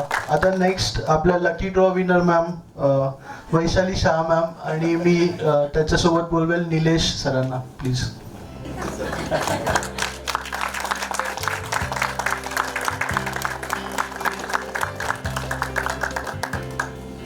मी वैशाली शाह. मी रिअल इस्टेटमध्ये 2008मध्ये आले पण ॲक्च्युली मी 2005 पासून मी पण इन्शुरन्स सेक्टरमध्ये होते म्हणजे फायनान्शियल ॲडवायझर किंवा फायनान्शियल प्लॅनर म्हणून मी काम करत होते. हे काम ॲक्च्युली माझं सोशल फील्ड किंवा सोशल ओळखी किंवा रिलेशन खूप छान असल्यामुळे त्या पिरियडमध्ये असं झालं की जेव्हा मी इन्शुरन्स विकत होते लोकांना माझा क्लायंट बेस जो होता असं सगळं HNI होता त्यामुळे मोठ्याच असायच्या. पण नंतर एक पिरियड असा आला की ती लोकच मला म्हणायला लागली की मॅडम ही छोट्यापणे 2-5 लाखाची पॉलिसी नको आहे काहीतरी प्लॉट द्या. असं त्यांनी मला जेव्हा प्लॉटसाठी 5-50 लाखाचा प्लॉट द्या त्यावेळेला बूम पण होती. 8-9 लाख खूप बूम आली होती रिअल इस्टेटमध्ये आणि त्यावेळेला त्यांनी मला रिअल इस्टेटसाठी प्रपोजल्स मागायला सुरुवात केली. मग मी ते करता करता रिअल इस्टेटमध्ये आलेली आहे. आणि त्यावेळेला मला तो रिअल इन्शुरन्स करणं म्हणजे अक्षरशः म्हणजे इतकं कन्व्हिन्सिंग असतं की लोकांच्या खिशातनं पैसे काढण्यासारखं. त्यामुळे मला तसं कन्व्हिन्सिंग वगैरे आणि नॅचरल मार्केट माझं चांगलं असल्यामुळे मला जास्त प्रॉब्लेम येत नाही. मी आता पण जे बिझनेस करते जास्त करून नॅचरल टू रेफरन्समध्येच काम करते त्यामुळे होतं. त्यामुळे मला मजा येते ते करायला आणि पैसेही चांगले मिळतात. ठीक आहे, थँक्यू. आणि याची फेलिसिट केल्याबद्दल आणि सगळ्या महिलांना पण ॲडव्हान्समध्ये हॅपी वुमन्स डे. सुरेखा आहेर मॅम आणि त्यांच्याबरोबर मी इन्व्हाइट करतो IPP विक्रांत आव्हाड सरांना.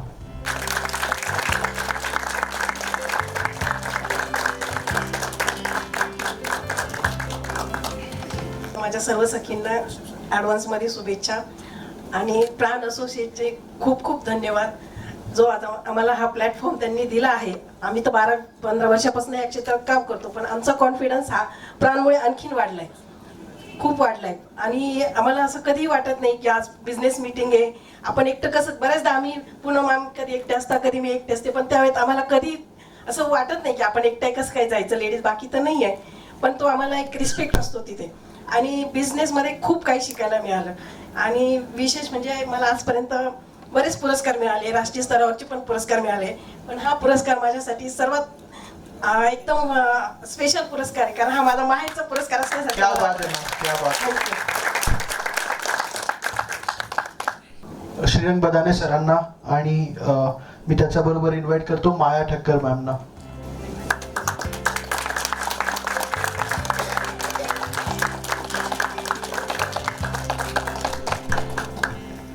गुड इव्हनिंग एव्हरीवन आणि थँक्यू सो मच सगळ्या प्राण मेंबर्सचा आम्हाला इथे बोलवून सन्मानित केल्याबद्दल.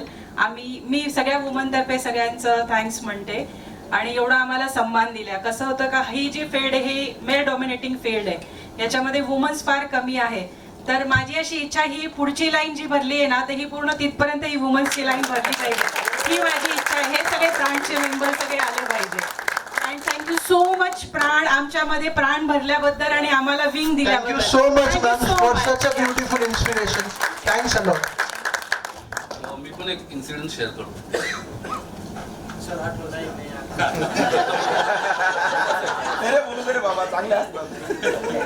I don't know date time कोणता मंथ होता. मी पूनम मॅडमला एक लीड दिली होती लाईम रोडची.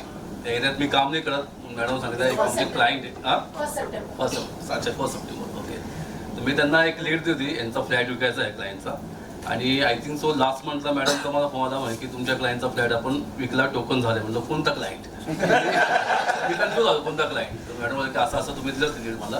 तर मी त्या केसमध्ये मॅडमला 70% माझ्यातलं कमिशन त्यांना शेअर केलं. मी फक्त रेफरल कमिशन घेण्यासाठी.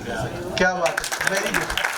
सो आता next number Poonam Shivnani ma'am. त्याच्याबरोबर मी इन्व्हाइट करतो बादलजी अग्रवाल यांना.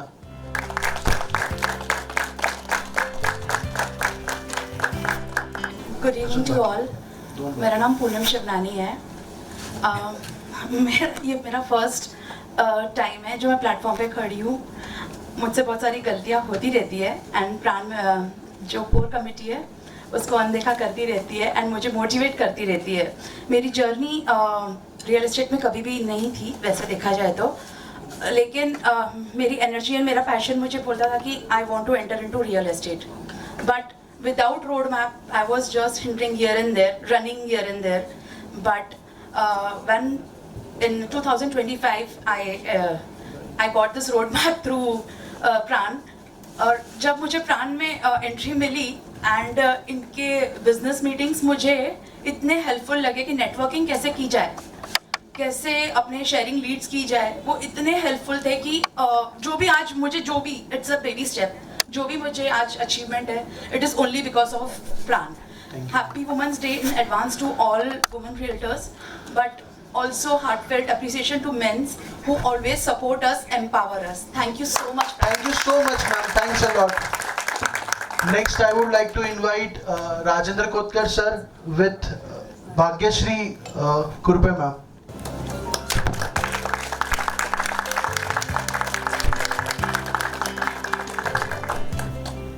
प्राण असोसिएशनचं मी थँक्यू म्हणते आणि इथे जेवढेच आहे त्यांच्या सर्वांचं मी थँक्यू म्हणते, कारण मी रिअल इस्टेटमध्ये म्हणजे खूप एन्जॉय केलेलं आहे. मी पहिले वेगळ्या क्षेत्रात काम केलेलं आहे, आत्ता वेगळ्या क्षेत्रात पण काम करते. तर रिअल इस्टेटमध्ये खूप एन्जॉय म्हणजे मला जेव्हा मी फ्लॅट्सच्याबद्दल कस्टमरला माहिती सांगायची तर त्यावेळेस मला जो आनंद मिळायचा तो फार वेगळा होता. आणि जेव्हा मी प्लॉट्सच्याबद्दल माहिती सांगते त्यावेळेसचा वेगळा आनंद आहे. तर मी आता अजून यामध्ये रिअल इस्टेटमध्ये नवीन नवीन काय आहे ते थोडं शिकण्याचा प्रयत्न करते. थँक्यू. आपल्याकडे आज मोस्ट सक्सेसफुल प्रेसिडेंटचे वाईफ आलेले आहेत for the women's day celebration. आज त्या आजारी होत्या पण फक्त आपल्या सगळ्यांसाठी इथे आलेल्या आहे. सो त्यांचे खूप खूप आभार. आणि मी नॉलेज फोरम सेशनचे हेड प्रशांत नहार सर आणि अजून कोण कोण बाकी आहे, अमित सर तुम्ही मेंबरशिपसाठी येणार आहे, श्रीकांत पाटेकर सर, क्षितिज दंडगवाळ सर, सर या पुढे, भावेश सचदेवा. हमारे प्रेसिडेंट के लिए आपको आना पड़ेगा. सो जे कोणी बाकी आहेत please everybody be on the stage. This is the last award. याच्यानंतर आपल्याला खायला मिळणार आहे, सो थोडा उत्साह दाखवा.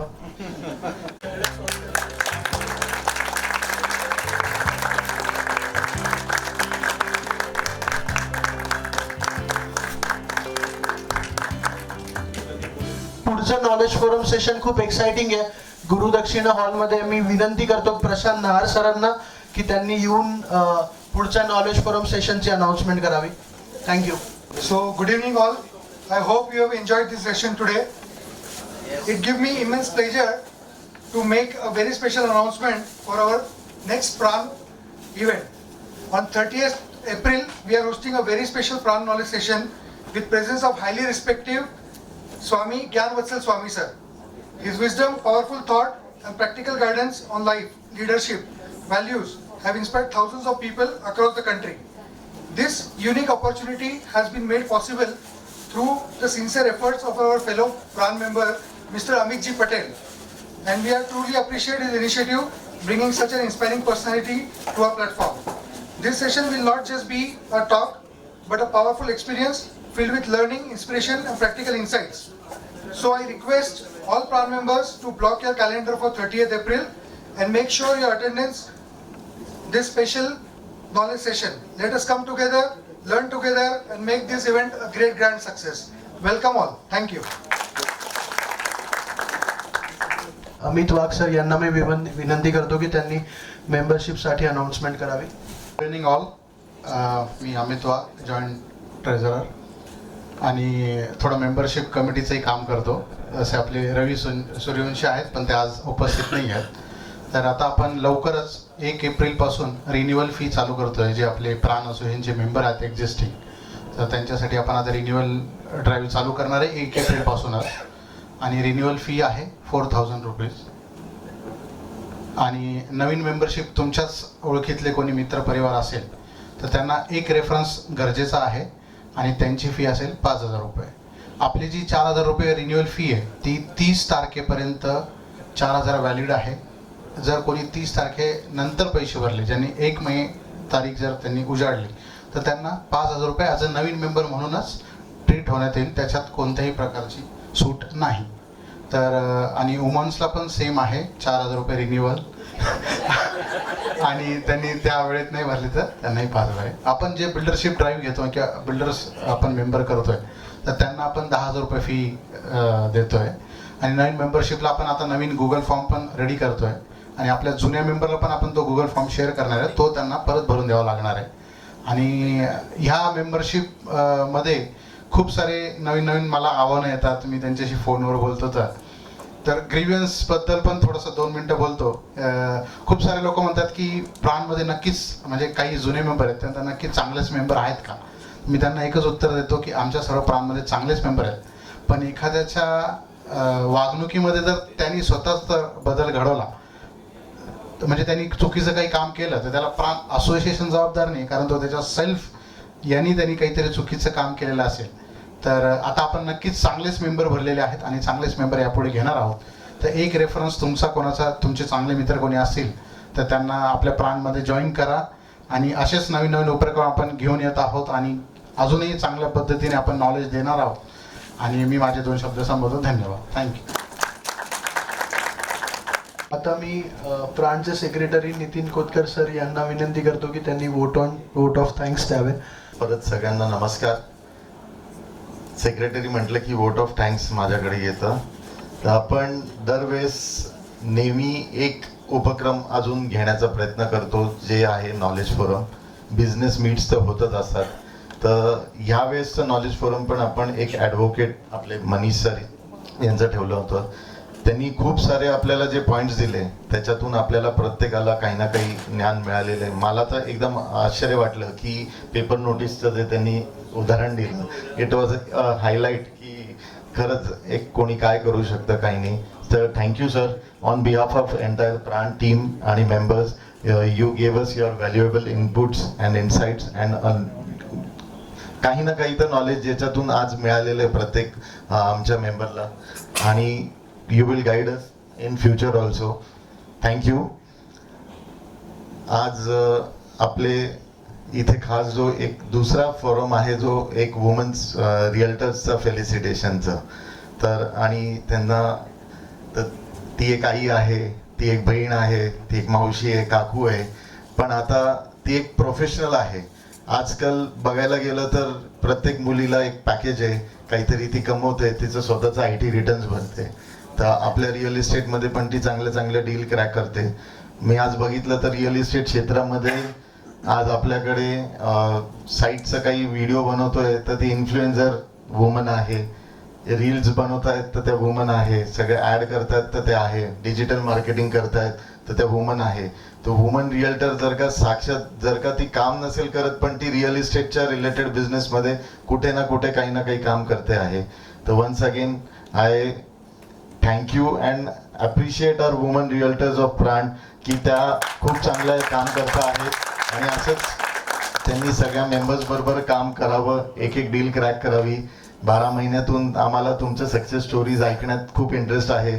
तुमची लेवल अजून वरती जावं. जसं मॅडम म्हटलं की अर्ध भरावं, आम्ही तर म्हणेल तुम्ही टेक ओव्हर करा, खूप चांगलं आहे. सेक्रेटरी हे पद पण एक वुमन रिअल्टरचं असावं असं मला वाटतं.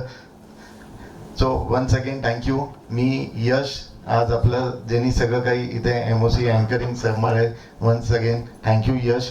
प्रियंका मॅम ज्यांनी या लीड घेतला आणि सगळ्या वुमन रिअल्टर्सच्या बद्दल असा एक प्रोग्राम व्हायला पाहिजे सगळ्यात थॉट दिला, ते आपल्या वुमन्स विंग हेड आहे. एंटायर कमिटी मेंबर्स आपले सगळे ॲडवायझर्स, इथे काही नॉन प्राण मेंबर्स पण आहे. तुम्ही प्राणची माहिती घ्या, प्राणला जोडा. इन्स्टिट्यूशन ऑफ इंजिनियर्सचे जाधव काका जे आपल्याला नेहमी समजवत असतात, इथे बघत असतात, कुठे गेले, हां, आणि फोटो काढून ते आपल्याला परत पाठवतात की अरे फोटो काढलेले आहेत आणि टाईमकडे पण बघत असतात की हो टाईम संपायला आला आहे. थँक्यू. आपले निलेश येवले ज्यांनी आज ही सगळी फोटोग्राफी, थँक्यू, व्हिडिओ शूटिंग आणि फोटो. रुद्रांग जे आपले रील बनवतो आणि चांगले रील्स आपल्याला देत असतो. सो एंटायर आपले knowledge forum head Prashant Nar sir, जे न चुकता पुढचा, आता हा नॉलेज फोरम संपलाय तर पुढच्या नॉलेज फोरमची ऑलरेडी त्यांच्या माइंडमध्ये थॉट आलेला असतो. बिझनेस डेव्हलपमेंट टीम आहे, प्राणचे सगळ्या कमिटी चांगले जोरदार काम करतात. सगळ्यांसाठी एकदा जोरदार टाळ्या. आणि सगळ्यांनी असेच सगळ्या इव्हेंट्सला आवर्जून येत जा, अटेंड करत जा. बिझनेस मीटिंग्समध्ये भरपूर कन्व्हर्जन्स होत आहे. येत्या काळात तुम्हाला कळणार आहे की खूप सारे बिझनेस मीटिंग्स जे अटेंड करतात आणि तिथे काही प्रत्येकाची डील क्लोज होत आहेत, याचे आकडे आपले वाढत चाललेले आहेत. तर बिझनेस मीटिंग अटेंड करत जा, ते फ्री असतात प्राणकडनं. जो प्राणचा मेंबर आहे त्याला हे माहिती नसेल तर मी त्याच्यासाठी परत सांगतो आहे. आणि निश्चित एक अपील करेल की एप्रिल महिन्यामध्ये तुम्ही सगळेजण तुमचे रिन्युअल वेळेत कराल. थँक्यू. आणि आपल्या इव्हेंट नंतर सगळ्यांना एक बॉक्स पॅक स्नॅक्स आपण सगळ्यांनी त्याचा आस्वाद घ्यावा. Thank you. So before that, I congratulate every woman who is a part of today's session. This was a powerful day, ma'am, and you all are looking very beautiful, very powerful, and very insightful about the real estate. So thank you so much for being the part, and thank you everyone else. 3 cheers for Pran. Hip hip hooray! Hip hip hooray! Hip hip hooray! 3 cheers for Women's Day. Hip hip hooray!